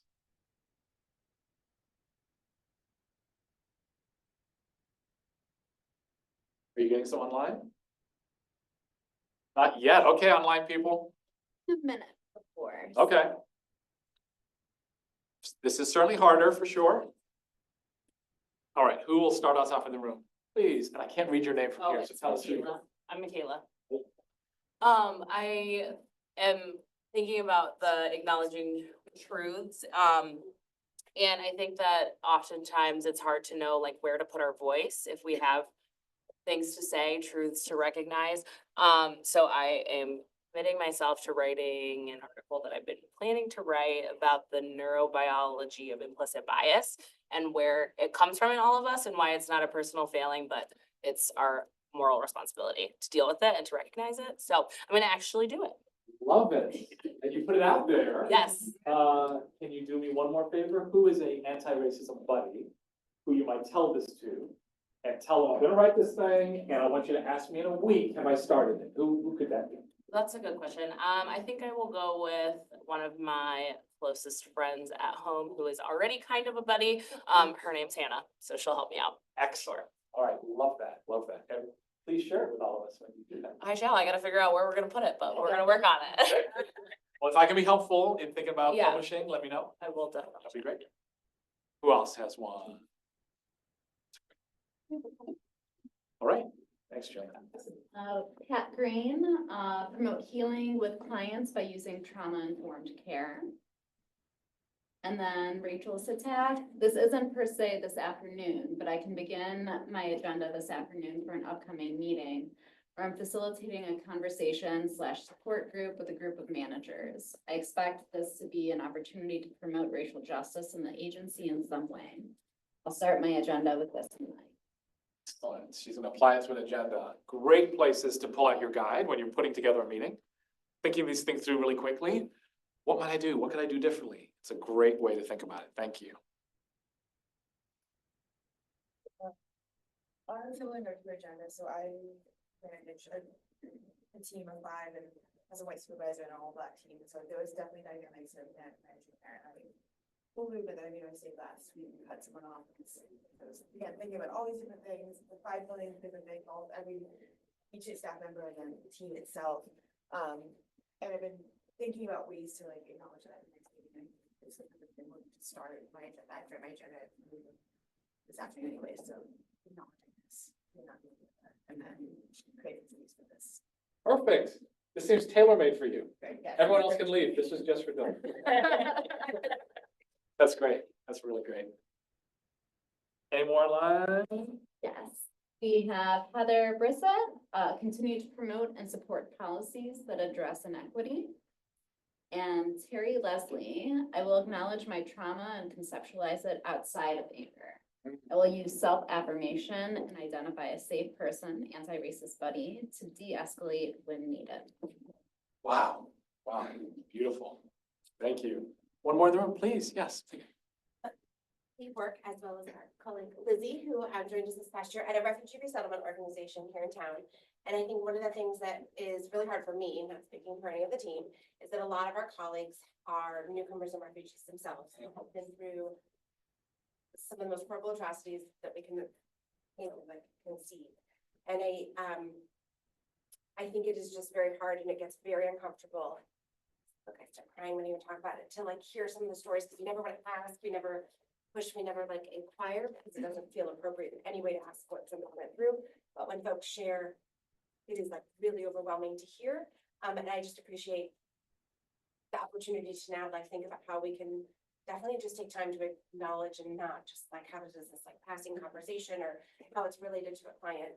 We were leaving the office today and one of our colleagues is from the Congo, and he was sharing that his sister had just literally we're just walking out the door, and his sister, who was still there, had just lost her baby and was in the hospital during birth. And it was just puts you a ton of bricks, and you don't know how to check in that moment, not only with yourself. And I just I've been carrying that with me this morning, but I'm really appreciate the opportunity to figure out how I can better do that. I don't have a solution right now, but Yeah. we'll work on it much more. I really appreciate that. Yeah. And the beauty of human connection is you can do something in a couple seconds. I don't know what the relationship is in your comfort, but if it was me, even just taking that person's hands, looking in the eye and just say, I'm so sorry. 3 seconds, right? And just that, the impact that has on that person that they can carry with from there. So, but yeah, without thinking that through and developing, it's not a natural thing. In fact, the natural thing is the other thing. It's it's so heavy and I'm carrying my own heavy stuff. The last thing I need is another. So thank you for that. All right, beautiful. We've left tons of time for questions, comments, reactions. Yes, please. I'm getting a questioner being pointed to by another. You detailed what Megan, right? Megan shared, that you share the tool I'm going to use that in my meetings. We will just say, hey, let's have a moment to acknowledge, to feel this. Because I also work with refugee population. So when we have online meetings, we do some online meetings a lot. Anything anyone shared can be very traumatic. And I don't know how to handle it because it's normalized in our meeting. So now I can have the tool to do that. And also the other tool you shared is helpful is like, myself experienced a lot of Michelle before.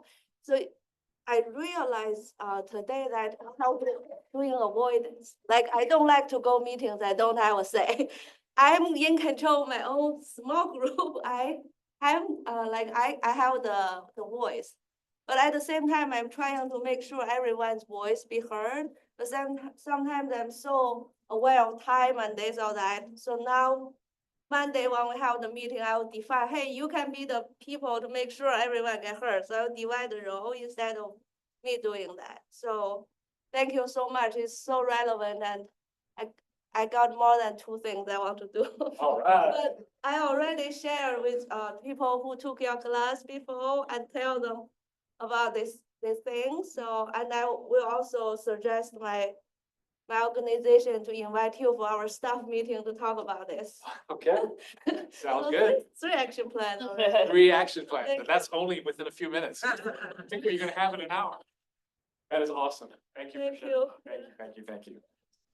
Other reactions? Sharon, what are you thinking? Former student, great to have a former student back. Yes, so I'm Sarah from Midtown. I'm the Asian community organizer. And in my working space, we are the community development corporation, which is already very friendly environment, but I still suffering from some of lack of acknowledging my experience. At that moment, I can name my feeling as anger, upset, or disappointed, but the action, I feel I need to be professional at that time, so I try to heighten my feeling, which is not very helpful, and also making worse in our work relationship with our colleagues. So I would definitely say name your emotion when you feel suffering is one of the key points, and I will definitely tell my intern too to shifting the power. It's not if I'm the supervisor, you just to do things professional. No, that's not all. We can talk about feeling too. So that's very helpful. Love that. So, and I think there's 2 parts to that. One is if there's an emotion that's anger, hurt, disappointment, and often it's like being professional is pushing that down. And we're just taught that over and over and over. As you just said, that doesn't help anyone ultimately. So it's how to let that come out, but in a constructive way. But then I think there's also, as I said, because there's so much in our jobs, in our world, in our country, in our city, that can cause these negative emotions. How do you make sure you've got that wellspring of the positive emotions too? And I know for you specifically, getting to work where you work in Midtown, Asiatown, with that community, there's so much joy in that too, right? Who would have thought when you came to the Mandel School 2 years ago, 3 years ago now, 4 years ago maybe, that you would get to be in that kind of position, doing that kind of work? That would be, if someone had told you that 4 years ago, you'd be like, that's a dream, making assumptions. But that's an awesome alignment of your background, your passion, and all that you're equipped with. That can be a constant source of joy. But after a while, we start to take that for granted. It's what I do, it's my job, it's the grind, there's all these challenges with us. And so I think even as we're feeling those negative emotions coming up and we recognize them, what's that, again, wellspring of the positive stuff that we forget to tap into and remind ourselves, right? That ultimately that's gonna carry you way further than the anger and the hurt is gonna carry you. So let's not let that drift to the side. Please. I have a question. Yeah. So I was a student here with Huron, actually. We were in the same cohort. And then I got to go to South Africa with Dean Parker, which was amazing, and Dr. Miller. And when you were talking about like referencing South Africa and how they have been able to have the system really actually recognize and like speak some of the truths about the harm, whereas obviously that's something that we're going backwards in and struggling with in particular here.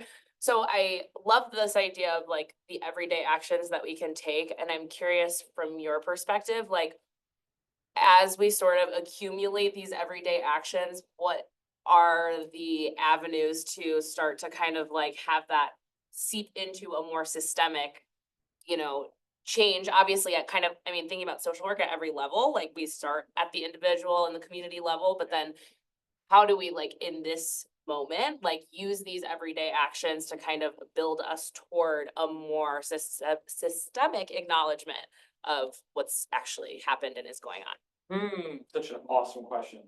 And, you know, funders, I just had a fundraising, I just got back from DC yesterday, as Nicole and Jeff know, I was meeting with a donor. And all the donor wanted to talk about was going to scale. And here I am talking about this human level stuff, this micro stuff. And they're like, yes, important, yes. But how do we go to scale? How do we get big with it? So it's the exact thing. And which is absolutely something we need to figure out. I think there are many paths. So I actually had built a slide for the donor about, okay, this is the pathway to scale. Number one is remembering that systems are people. Yeah. We tend to think of systems like this impersonal machine but it's a whole set of people making decisions.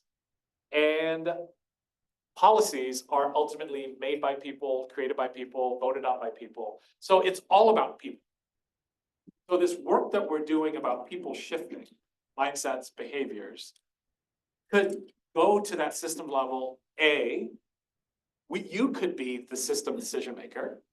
I have a sense you will be. You are in some ways already, but we'll continue to have more and more authority. So part of it is can we plant this with those people so that when they are the decision maker or a key decision maker, they're able to do it. So that's a direct route to systems. But secondly, then people, you might not be the decision maker, but you have influence on that decision. So it's back to the spheres of influence, right? Who's in those spheres? Who can we influence? You know, often we'll get maybe an invitation, send a letter to your congressperson or this and that, and that's a fine thing to do. But there's so many other ways. Where am I showing up that I might have the opportunity to have a conversation? And then am I primed to use that moment? So that's part of it. Part of it is as we're doing the work of the everyday realization, we're going to start to see, like the meeting example, and let's do meetings differently. We're going to start to see examples of how policies, systems, structures, practices could be done differently.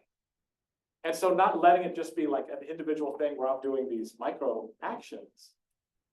What is the thing that we could do where others would then get encouraged to do micro actions? So then that starts to become systems because we're looking for structural ways to change it. So I think there's actually direct line for me. It's not like there's all this people stuff and then there's that system stuff way up there. It's like there are these direct lines. Yeah. And I don't know that we're using those channels as effectively as we could. This is reminding me that I actually had 2 more slides. I wondered how. I was like, how did I get to this part? I had my key kind of tip slides. Let me show you my tips real quickly. I was pretty amazed. I said, wow, we got done with so much time. All right, so this is pulling it all together. Being in constant learning mode. I think part of the problem, especially around issues of race and racism, is at this stage of our lives, it's like, seen it all, know it all, heard it all, and I will own, especially among Black folks, we're like, I do not want to have another question about it. Mark, I could tell you stories, right? How do we stay in learning, open to what can I do? What can we do differently? So stay in learning mode. Oh, this is a tough one, especially in this day and age, but in this polarized society, the worst thing you could do is pull even further away from people who think differently from you. Because all we're doing is going to our individual echo chambers, and then we're losing the muscle to disagree without being disagreeable, and to show empathy for someone who's totally different from us, and who maybe we have a hard time having respect for. But I believe we should be able to show empathy for any human being. I appreciate if some of us can't get there. That's a pretty high level. But I really do believe that's what we should strive to. So how do we listen more? And especially as people in social work, human services, social services, we need to be on the front edge of society in being able to engage with anybody. And the truth is, we're losing that muscle. We're in a big avoidance thing. In our families, in our communities, even in our workplaces. I just don't deal with her. I'm not dealing with her. She gets on my last nerve, right? There. What's the work you can do? What would be? I challenge you to find a point of connection even with her. I challenge you to think of a question you could ask her that would get her to light up and talk to you. right? So how do we do that work? Listening more. We've talked about questioning your assumptions, and I really have to keep doing, why did I think that? Why did I assume that about that person? Get an anti-racism buddy? Absolutely. I have 4 or 5 of them. Lean into discomfort. Yeah, we're in uncomfortable times.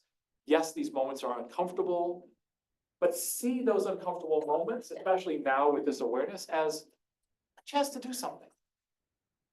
I like to say, for anti-racism, if you're feeling uncomfortable, you're doing it right. You're actually doing it right. If you're feeling comfortable, you're missing something. You should not. So if you found a comfort zone, something's wrong. That should be a flag of like, oh, I'm really not pushing myself. I'm in my little chamber. I've got my little comfy zone. I just do what I can do. So what's that lean into that edge of discomfort? Build the anti-racist instincts and muscle. Right now, for many of us, this can feel really hard and heavy and cumbersome and labor. But the more you do it, like any workout, the more it becomes instinctive. And the words will just come to you. The thoughts will just come to you. The things to do will just come to you. And you'll have your anti-racist buddy or two who are helping you on that. So stay with it. It's that early stage of the diet. It's that early stage of the workout. You push through it. You do get to a place where you're like, I miss my workout. Right? But you don't start there. This is going to feel really hard and heavy, and you're going to mess up. Do I have something about that? I don't know if I do, but you're going to make mistakes. That's okay. Give yourself grace. Give others around you grace. And try again. And learn from it. But by all means, do not get out of the game. Don't stop. Don't avoid. Especially us. Especially us. Society's counting on us. There's going to be many people who get out. We cannot afford to, unfortunately. Sorry.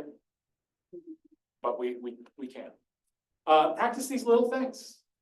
Even leaving here, even as you leave the room, as you get up now. Who might you have not talked to, made eye contact with, just move past? And just take a moment. I see you. Just take a moment. As you go to your car, as you head back, as you walk into your office or wherever you're going. What's that extra little thing you can do? At the grocery store. Right? That little extra thing, you don't know whose day you just might have made. And you may never know. And especially if it's cross-race, trust me. You're a white person, you say a special, affirming hello to a black person, they're going to tell somebody. This white lady said, this white lady was really nice. We're standing in line, and this white lady asked how my day was going. Trust me, that will be said at the dinner table that night. I know it's hard for white folks to, we talk about this stuff all the time, right? And it can be a lot, but that little hello you did will ripple. So make sure you're doing that. And then use this framework, this action guide, right? Apply it. We'll get this sent out to you so you can print it out, have it on your desk, take a look at it, think about those things. Think about your spheres of influence. You have many. Yourself, don't look past yourself as a sphere. What are you doing? We've talked a lot about that. But you've got family, friends, your workplace, your block, your neighborhood, civic activities. I know many of you volunteer, you do civic things. Use those as spaces. Those are great spaces, right? Because there's a little more flex than your workplace to try some things, name some things, bring some things up. So think about your volunteer spaces, your civic spaces. What could you be doing? Sometimes we already feel like, I'm already doing it, I'm doing good. Just showing up to do the cleanup or the food pantry or whatever. But what more could you do since you're there? Right? So pull out your framework and see what else you could do in that space.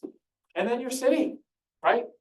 We're blessed to live in a city that is of a size all of us can and have and are making a difference. We're not in some mega city. We're in a city that is, and it has its many different challenges, but one of the beautiful things about Cleveland and Northeast Ohio is you can quickly network with folks you need to connect with. And each of us can have an impact on this region. You really can. So what are each of us doing in terms of at that level of our city and our region? More resources. So if you don't know about our podcast out of my center, I'm very proud of it. We got some awesome episodes on there, Bending the Arc. I think we're up to episode 33 is about to come out. So check that out. If you're interested in kind of mixed income, inclusion, neighborhood type stuff, we have a volume online about that. And I have an everyday anti-racism blog. So if you Google that, check out our website, you can get to my blog. I have several blogs up there. Here's how you can contact me, markjoseph@case.edu. I would love to be invited to come, engage, be supportive. If you think I can be helpful to your organization in doing this work. Might not be able to do it pro bono, like this was done for all of you all, but would love to be engaged. I also do coaching. So if you or colleagues could just use some coaching around this matters, nothing I love more than really working one-on-one. So that's something else. So if I can be helpful, keep that in mind. And we still have 5 more minutes. Any questions online? No, but we do have a comment Okay. from Michaela, Alexandra. yes. A side note, I was in Dr. Joseph's class the first year he taught at MSAS, and his class left a lasting impact on me, and I'm thrilled that I had the opportunity to sit in this training. Oh, wow. She's going back 19 years was my first class. That's a long ways back. That's beautiful. Thank you for sharing. Yes, please. How would you recommend navigating a conversation about this topic within a public school system that is currently impacted by the executive orders, the ever-changing like landscape of schools in our country, in our state, in our area? Awesome question. And really, you could think, I mean, public schools for sure, but you can think of so many, I mean, even law firms. Who would have thought, right? We got to worry about how law firms. I would say the first step is find allies. Don't do any of this alone. So who is a person or some people who you have a sense, or you may already know for sure, think like you do or concerned like you do? And I would start with, can we have coffee? Can we grab a moment? Can we talk about it? And just invoke that allyship. Next, I would think, okay, how do we have access to someone in authority who really can make some decisions? Maybe it's you, and if it's you, then it's like, okay, what do I do with my decision making? Maybe it's one of your allies, but maybe it's not. So your allies get together, like, who do we know? Hopefully within your allies, 7 degrees of separation, someone knows someone who's next close to a principal, a superintendent, an assistant superintendent, right? Decision makers. And then think about how do we approach that person for a human level conversation? And start to think, how do we just create space to even talk about this? Well, what I hope the guide does, and I would say share it with your allies, is you don't even have to call it anti-racism. You can talk about curiosity and healing and perception and belonging. As long as you do the 8 things, I actually don't care what you call it. It's about the 8 things. That's what's going to get us where we need to go. So if you're in a setting like a public school where we have to be very careful, fine, let's not angst about it. But let's focus on rather than focus on what we can say or not say, what should we be doing? And then even with the allies, part of what you might do is, what's the stuff in our sphere of influence we can each start to do ourselves? So if I'm a counselor, if I'm a nurse, if I'm a teacher, if I'm a bus driver, I can start doing some of this stuff without asking anybody. I can start practicing curiosity. I can start leaning into. So with your allies, it might be, how do we kind of form like an anti-racism buddyship? And let's start doing these things in our space. What is your sphere? What's your sphere? Let's do that. And then when you go to talk to the decision maker, you can already say, here's what we've already been doing. So we're not just laying it all at your feet. We have stuff we're doing. And actually, here's what we've learned from it. And here's what's happening. And there's stuff you have the power to do. But I would start with getting some allies and don't start alone. I hope that's helpful. But I'll be happy to talk much more. All right, I should hand back over. I can keep going all day. As you yeah, thank you. Okay, wow. Yeah, let's get. Okay, yes.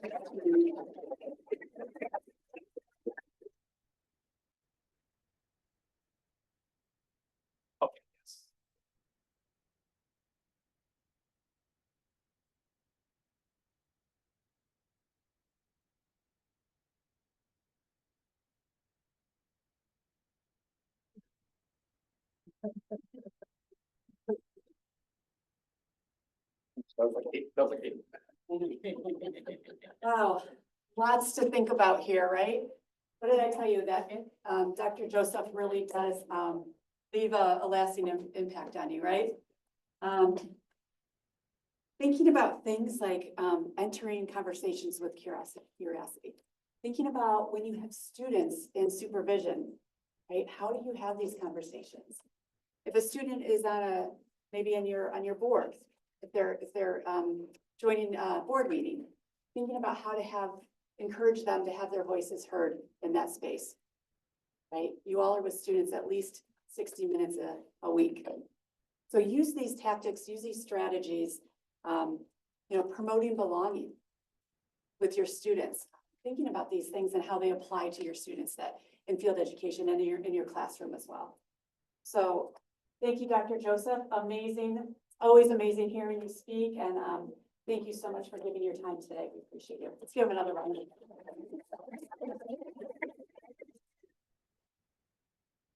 So our gift to you is to, we're giving you 2 free CEUs for attending the training. The QR code is here. I think Julianne is putting it in the chat. It's in the chat. So feel free to go ahead and take a couple minutes to complete that for us. And then we are going to we're going to switch gears a little bit.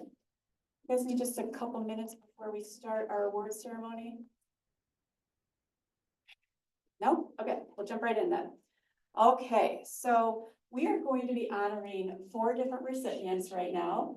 Yay, this is the exciting part.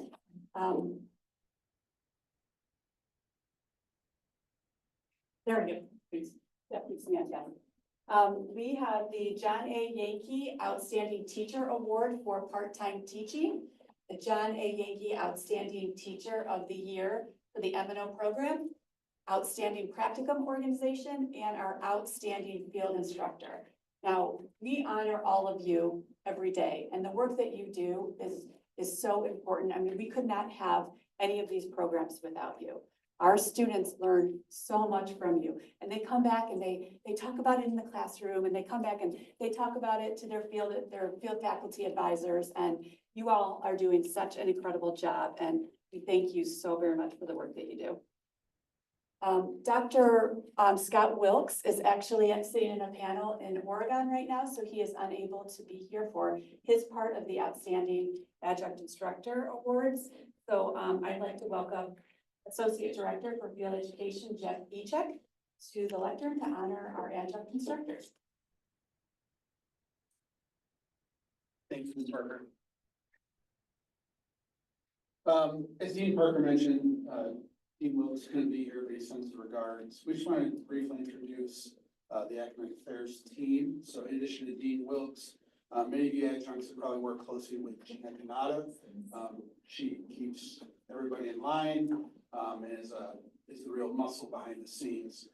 We also have Dr. Sherry Warren, who serves as the Director of Enrichment Programming. So small but mighty team, and the amount of things they pump out of that office is pretty impressive. So, as Dean Parker mentioned, for this portion, we'd like to recognize our adjunct instructors to start. And we're going to begin with the John A. Yankee Outstanding Teacher Award for part-time teaching. Mouthful, but it's a wonderful award, and we definitely appreciate our adjuncts. So, let's start by just reading the criteria of this, just so you get a sense of what this is all about. This person, this awardee, prepares class materials, readings, and assignments that are timely, demonstrate awareness of current issues. They're available to students for consultation and give adequate feedback on assignments. They act as an advocate for people in need, promote the school and the community, and represent the ideals, values, and ethics important to the social work profession. The John A. Yankee Outstanding Teacher Award for the part-time teaching should be given to an outstanding adjunct faculty member of the Mandel School.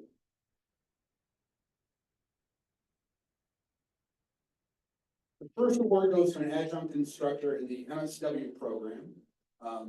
Jeanette Kautzman is an on-campus weekly student in her specialized year. Jeanette cannot be here with us today, but wrote this in her nomination, so I'll just read that to you. This instructor is dedicated to maintaining the Mandel School standard by ensuring her students receive the best instruction and by inspiring a lifelong learner in every student. As the community theory and practice professor, it's there, they had the challenge of teaching macro social work to a class of direct practice students. She provided great discussion on the importance of connecting macro with micro through effective examples of communities affected by trauma. She continues to provide guidance and support to the class as we start to transition to Mandel School graduates. I'm pleased to announce this year's recipient of the John A. Yankee Outstanding Teacher Award for Part-Time Teaching is Catherine Smith Booz.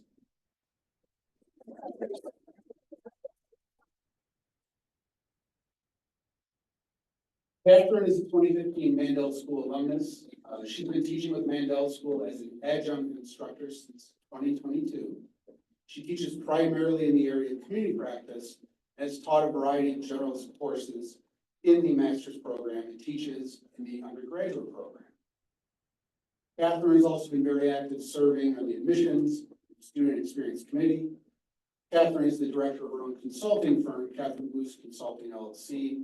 She's a skilled systems thinker, very engaged in program evaluation, strategic planning, and nonprofit management. I believe Catherine is in attendance via Zoom. I saw her name on there. Yeah, so Catherine, if you're comfortable, feel free to turn on your webcam or unmute if you like. No pressure, but welcome. Hi, everyone. Thank you. Thank you for this award. I'm so honored and sorry I cannot be there today. I'm a little ill, but I am happy to be on Zoom and get this honor. And I am so grateful for the class and the students who I've been able to teach over the last few years. Thank you all.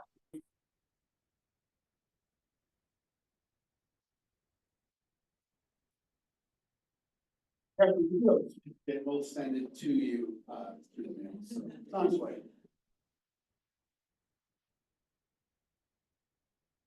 The second award we're going to provide today goes to the John A. Yankee Outstanding Teacher of the Year for the MNO program, MNO being Master of Nonprofit Organizations. I'd like to invite Jordan Martin to the front to read their nomination. Jordan is a student in the MNO program. Please also note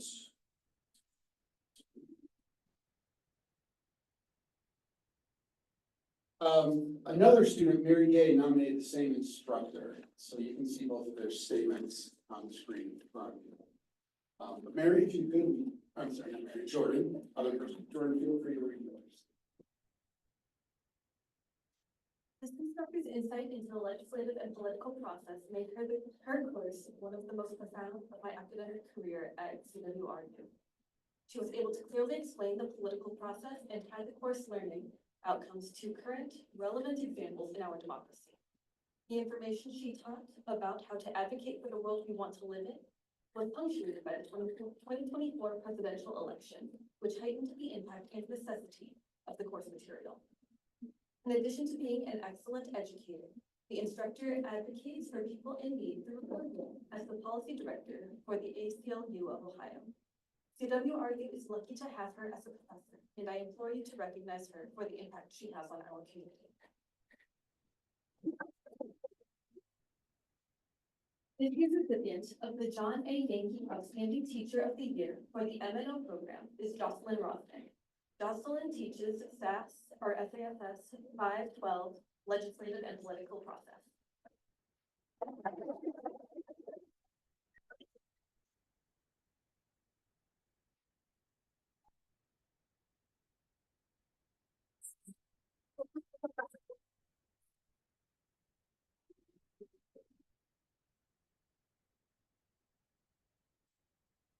While we're doing that, just some additional info. Jocelyn's been teaching as an adjunct in the Mandel School since 2021.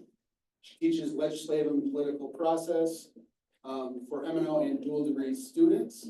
She's a 2012 alumnus of Case School of Law. Currently works as the policy director for the ACLU in Ohio. Organization very important these days. In addition to protecting the rights of vulnerable populations, she also takes the time to work with and mentor law and social work students. Her approach to teaching the legislative course helps students really appreciate the role of policymaking and the impact on nonprofit organizations and advocacy. Jocelyn has also partnered with field education by serving as an excellent task supervisor. Congratulations and thank you, Jocelyn.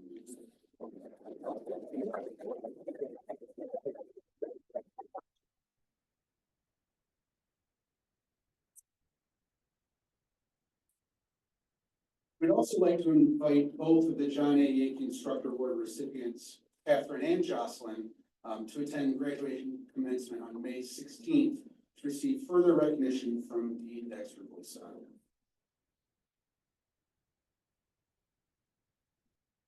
Just another couple of quick shout outs. We wanted to welcome Dr. Sherry Warren to the school. Dr. Warren, I just asked her the other day, I said, when did you join us again? And she said October. Seems like you've been here a while. You know, she's got a great presence. But again, her role is Director of Enrichment and Engagement. And she works closely with Dean Wilkes. Within our field education department, we'd also like to introduce our new Assistant Director of Placement, Dr. Renessa Banks. The emphasis was very, very intentional there. We'd ask that you join us in congratulating her for successfully defending her dissertation for her DSW just earlier this week. Congratulations, Dr. Banks.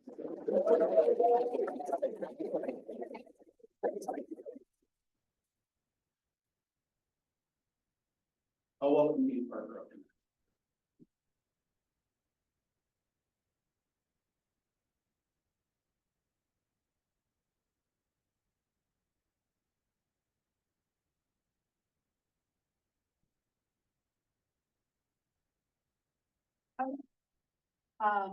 So I'd like to introduce our field education team. But first of all, I'm just curious, how many of you are adjunct instructors? Raise your hand. Okay, great. And online, you can feel free to put a thumbs up or raise your hand as well. How many of you are field instructors? How many of you are both adjunct instructors and field instructors? Wait, raise your hands real high as well. Rachel and Jocelyn. Okay, awesome. Thank you. I'm just curious who's on the room. Okay, so our field education department, we have about, I think, 10 people total on our team. We have an administration team. The matriarch of our field education department is Ms. Henrietta Jones. She's been here quite a few years, maybe 40. Maybe 40. So she's outside. So if you want to, just give her a high five when you leave, she would certainly appreciate that. We have Jeff Echek, who is our associate director for all formats. We have Dr. Renessa Banks, who is the director of placement, new to our team. We have Lori Longs Painter, who's the director of weekend and field faculty advisor. She's in the back there. You want to wave, Lori? There. And then we have me, who has already been introduced. Next, our field education team, we have Adjunct Bailey, who is a field faculty advisor in the on-campus program.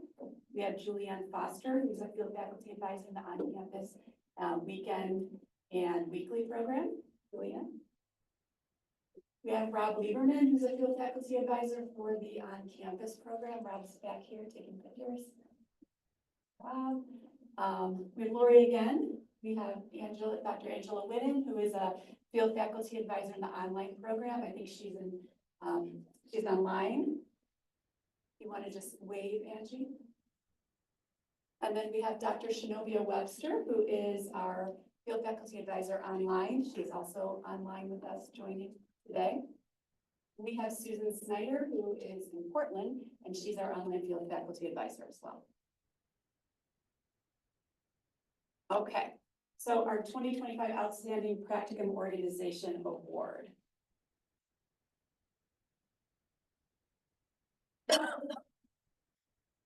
read to you a little bit about the criteria. Actually, before I do this, I just want to make sure that I acknowledge everybody and thank you for teaching and supporting and encouraging and motivating, listening, validating, advising, and inspiring our students. Our students look to you to learn, and they learn the best practices from you. They look to you to talk through challenges, modalities, complex situations. They observe you in practice. You all are paving the way for future generation of social workers. And we can't thank you enough for partnering with us in this important work. Without you, our program would not exist. From the bottom of our hearts, we sincerely thank you. So we're going to be honoring two special field education awards today, the Outstanding Practicum Organization Award and the Outstanding Field Instructor Award. Keep in mind that we have over 1,000 partnership organizations. It's very difficult to narrow it down to just one. After surveying the students and asking them to nominate a practicum organization which fits the following criteria, I'll read to you in a minute. There are many deserving organizations nominated for this award. Their criteria for the Outstanding Practicum Award is as follows. The Outstanding Practicum Organization Award recognizes organizations that have invested in the growth and development of the Mandel School social work students and recognizes the importance of helping students integrate the classroom and practicum learning. Organizations nominated for this award provide a variety of progressively advancing learning opportunities to continuously support student learning and professional development. We'd like to invite our student to the front who nominated this year's Outstanding Practicum Organization Award, Elizabeth Gilbert.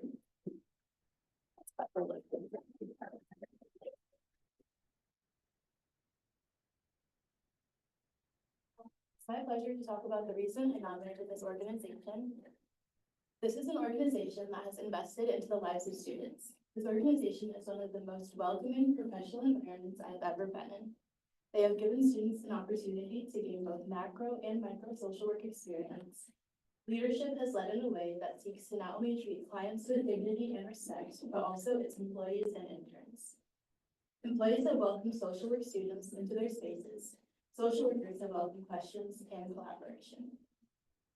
So it is my pleasure to announce the winner of the Outstanding Practicum Organization Award going to the U.S. Committee for Refugees and Immigrants.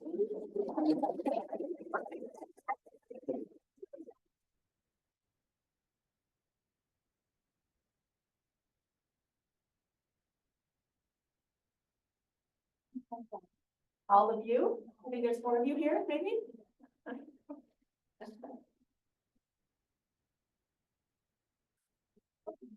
Something else nice about you.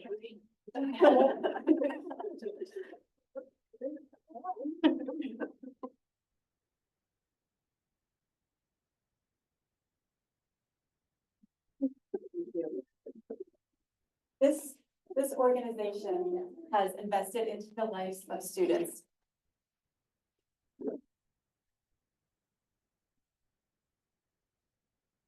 The U.S. Committee for Refugees and Immigration, USCRI, established in 1911, is a non-governmental, non-for-profit international organization dedicated to addressing the needs and rights of refugees and immigrants. USCRI supports immigrants, refugees, and trafficking survivors through social and health services in all 50 states. USCRI is an organization that cares for some of the most vulnerable populations and helps individuals and families begin a new version of their life. They are the ones taking the families to school to get their kids registered for school. They're taking people to the store and helping people navigate overwhelming grocery stores that we have here in the US. I mean, do we need 2 huge aisles of cereal? Yes, it's overwhelming, right? They help set up doctor's appointments and legal appointments, and they help families find a home. In a matter of just 1 week, USCRI lost, was it 94% of your funding? Yeah, I learned that because I saw you all at a recent event that we had in the MNO program. 94% of their funding they lost in a week due due to executive orders. Yet they're still here with a smile on their face. They are resilient beyond belief. I'm so honored to present the Outstanding Practicum Organization Award to the USCRI team. Congratulations.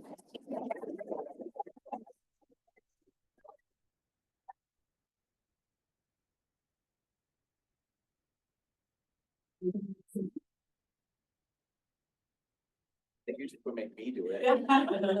You don't have to. Well, I love the idea that our students that were with us this year, got something out of it. They got to see the curtain pulled back, which is unusual.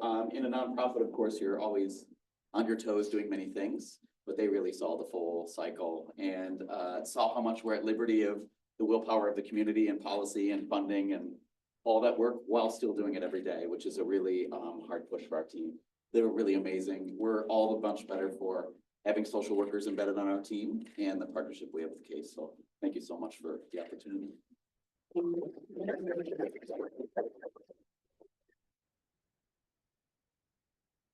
Okay, now for our second award is our 2025 Outstanding Field Instructor Award. The Outstanding Field Instructor Award was first instituted in 2007. This marks its 19th year. Looking at Chuck, this, okay, let me get it, hopefully. This marks the 19th year we have celebrated an outstanding field instructor. We surveyed all students and asked them to nominate a field instructor who fits this criteria. We had 44 nominations this year. Oh, I like that. Wow. That's good. The Outstanding Field Instructor Award recognizes one individual for their incredible work, as well as their commitment to students and to the future of the social work profession. Field instructors are the social workers in the organizations who work to help students apply classroom theory to the realities of today's service delivery challenges, develop their professional skills, and grow their identities as professional social workers.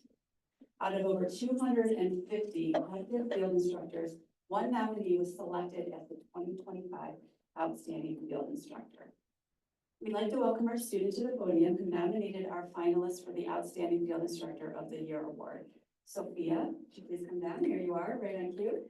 Sophia is a first year on campus MSW student in the weekly format.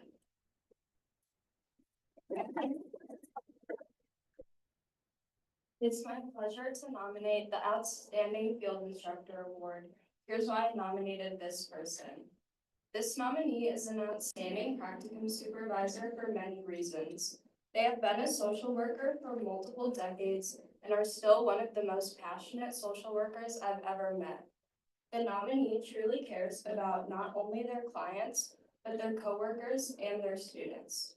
This person has been supervising students at the Mandel School since 2012 and has had over 25 students taken under their wing. And according to my field faculty advisor, they have never received a negative evaluation or complaint from a student. The nominee is passionate about teaching students about renal social work, but they also work hard to set students up for success and encourages them to pursue the fields that truly interest them. This person has taught me so much in the past few months and given me advice that I can utilize both in and outside of field. But most importantly, they deserve to be recognized for their years of giving back to students through partnering with the Mandel School. I'm thrilled to announce the 2025 Outstanding Field Instructor Award recipient is David Martin.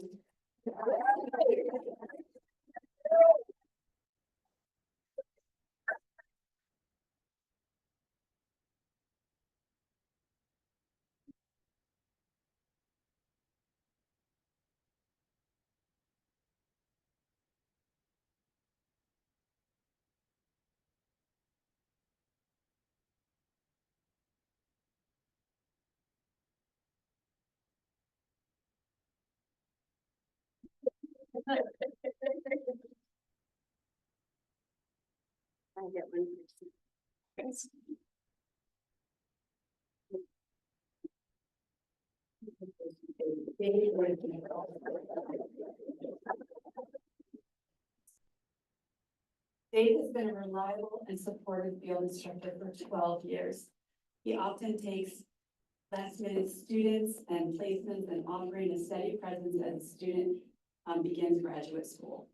He does a wonderful job at individualizing the learning opportunities and his supervision to meet the needs of students who possess a diverse range of experience and familiarity with social work.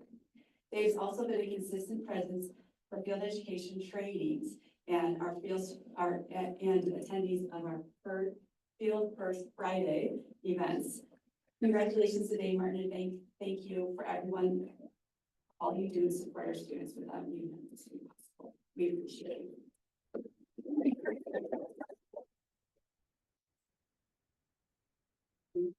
I'd like to thank the school for sending me all the wonderful students that they have, certainly including Sophia and Jessica Factor, who's the student before as well, who's in the audience. And for the opportunity to do what I do. I love what I do. I'm very happy to try to pass along my experience to the students and get them ready for graduation and beyond. And I've had a lot of experience. I've been in, not only in social work, but I've been in management, I've been in sales, and I've done quite a few things in my lifetime, especially in the healthcare industry. And Centers for Dialysis Care certainly is in healthcare. So students that want to learn not only how to be social workers, but also want to get a healthcare bent to it, CDC is certainly a great place for them to come and learn from that, since we have the opportunity to learn quite a few different things with what we do there. So thank you again to everybody on the team, the school, who keeps sending people to me that I just love to work with, and hope to continue for a while before I retire. I'm getting old, but not too old yet. So thanks again to everyone, and feel free to get in touch with me if you ever want to.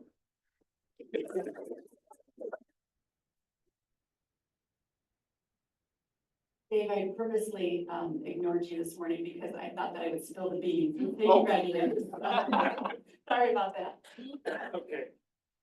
At the Mandel School of Applied Social Sciences, we believe in creating a learning environment of inclusive and excellence at the Mandel School. In the past year alone, we have trained over 300 field instructors in our community and all over the country on best practices in practicum education. Thank you for being a part of our success. Without you, none of this would be possible. And also, we have a field education web source page for, on this page, you can find things like our upcoming field instructor events, our recordings of great trainings like today will be on there. We have past field instructor events and trainings on there. Our manuals. We love our manuals because just about every question is answered in our manuals. We have 3 of them, one for the on-campus weekly format, one for the on-campus weekend format, and one for the online format. So if you ever have any questions about anything to do with practicum education, it is in the manual. If it's not, call me, okay, and we'll make sure it's in there. We also have helpful tutorials in Tavera. As you know, we actually transitioned over to Tavera from IPT after 10 years of using IPT. So we thank you all for learning that new system with us. And there's also additional tools and resources on there. There's a shadowing template on there. So your students who are shadowing you, there's kind of activates an intentionality behind the shadowing experience to ask questions ahead of time. So you can use that resource. So I can't stress to you enough, visit this resource webpage for all of your needs. And thank you so much for being here. We appreciate you. Thank you. Thank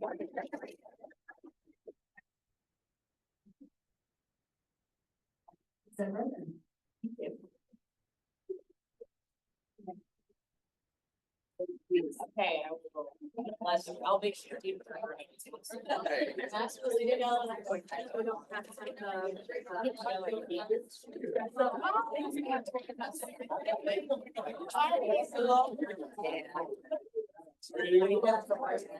Yeah, how's it going? Like where you were at for your field? Yeah.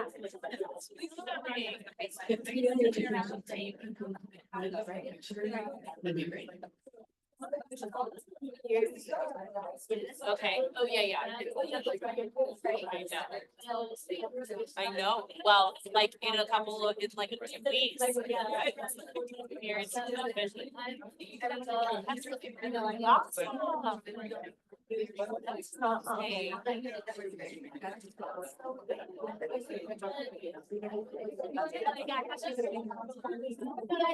When you heard my voice.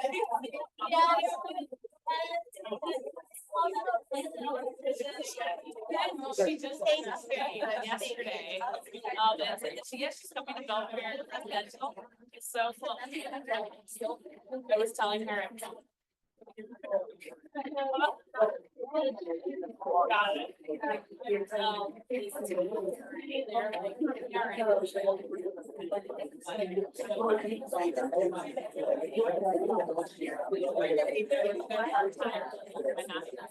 January, I went.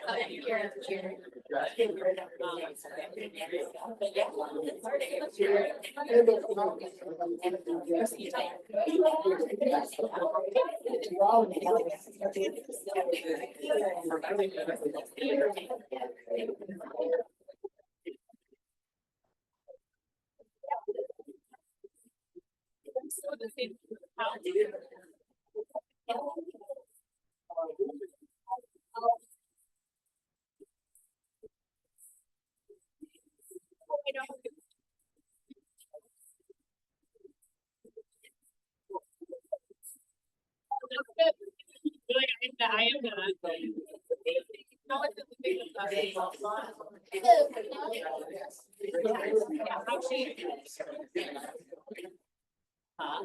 So you all have a cat?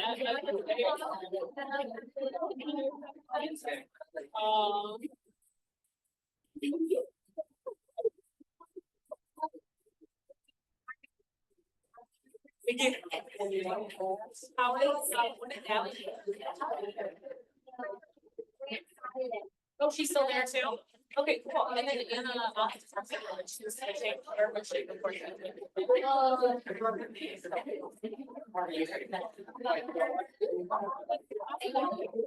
You guys are in Cleveland Heights? Okay.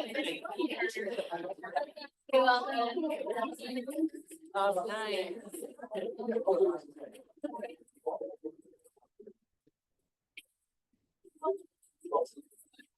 Oh, she did, okay. Yeah.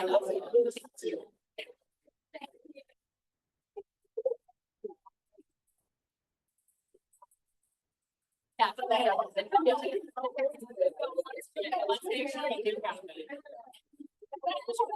Because I feel like we all used to talk in our, not like summer. I know, I don't have any more, so she messaged me on Facebook, which worked out. Okay. Right now, well, she's being.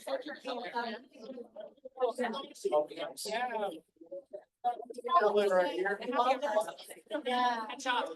Also, I didn't see, well, Kenny is about to graduate from law school, so he's about to be like done, yeah, in like 2 weeks.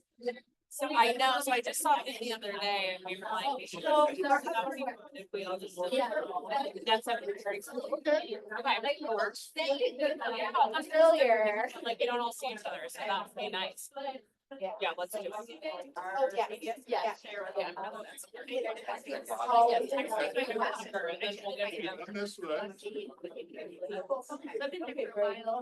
I've had interns in the staff. Never been paid. Okay. But I would love to, like, I'm in. Shift this way a little bit. Should like some music, it would have been a lot more fun. You're gonna run out of space. Thanks for handling all that. I'm good, how are you? It's good to see you. Yeah, I would love. No, I'm actually an adjunct, I just taught. Okay. Yeah. Just adjunct, yeah, but I might, maybe I accidentally put it up for both, but yeah, no, I'm not. Good? All right, I don't know, actually, I did really try to, but we're thinking about. It's an therapy. So I don't know that we have the kind. I don't know if you're my director, but I'm like still working for my eyes, so my supervisor's there. She's analyzed some of it, and she was talking about, had a lot of shadow requests and like people who were requesting. Maybe it's something to reach out about later. 2 years now. Yeah. We need to go through my- Talk about. That's just like talk. Oh.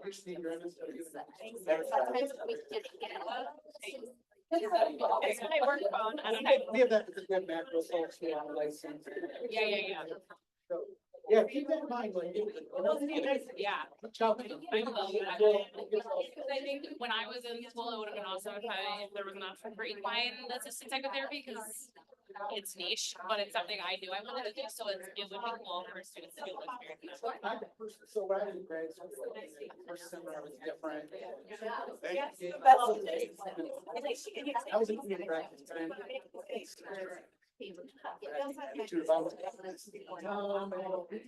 The horses changed your mind, I knew it.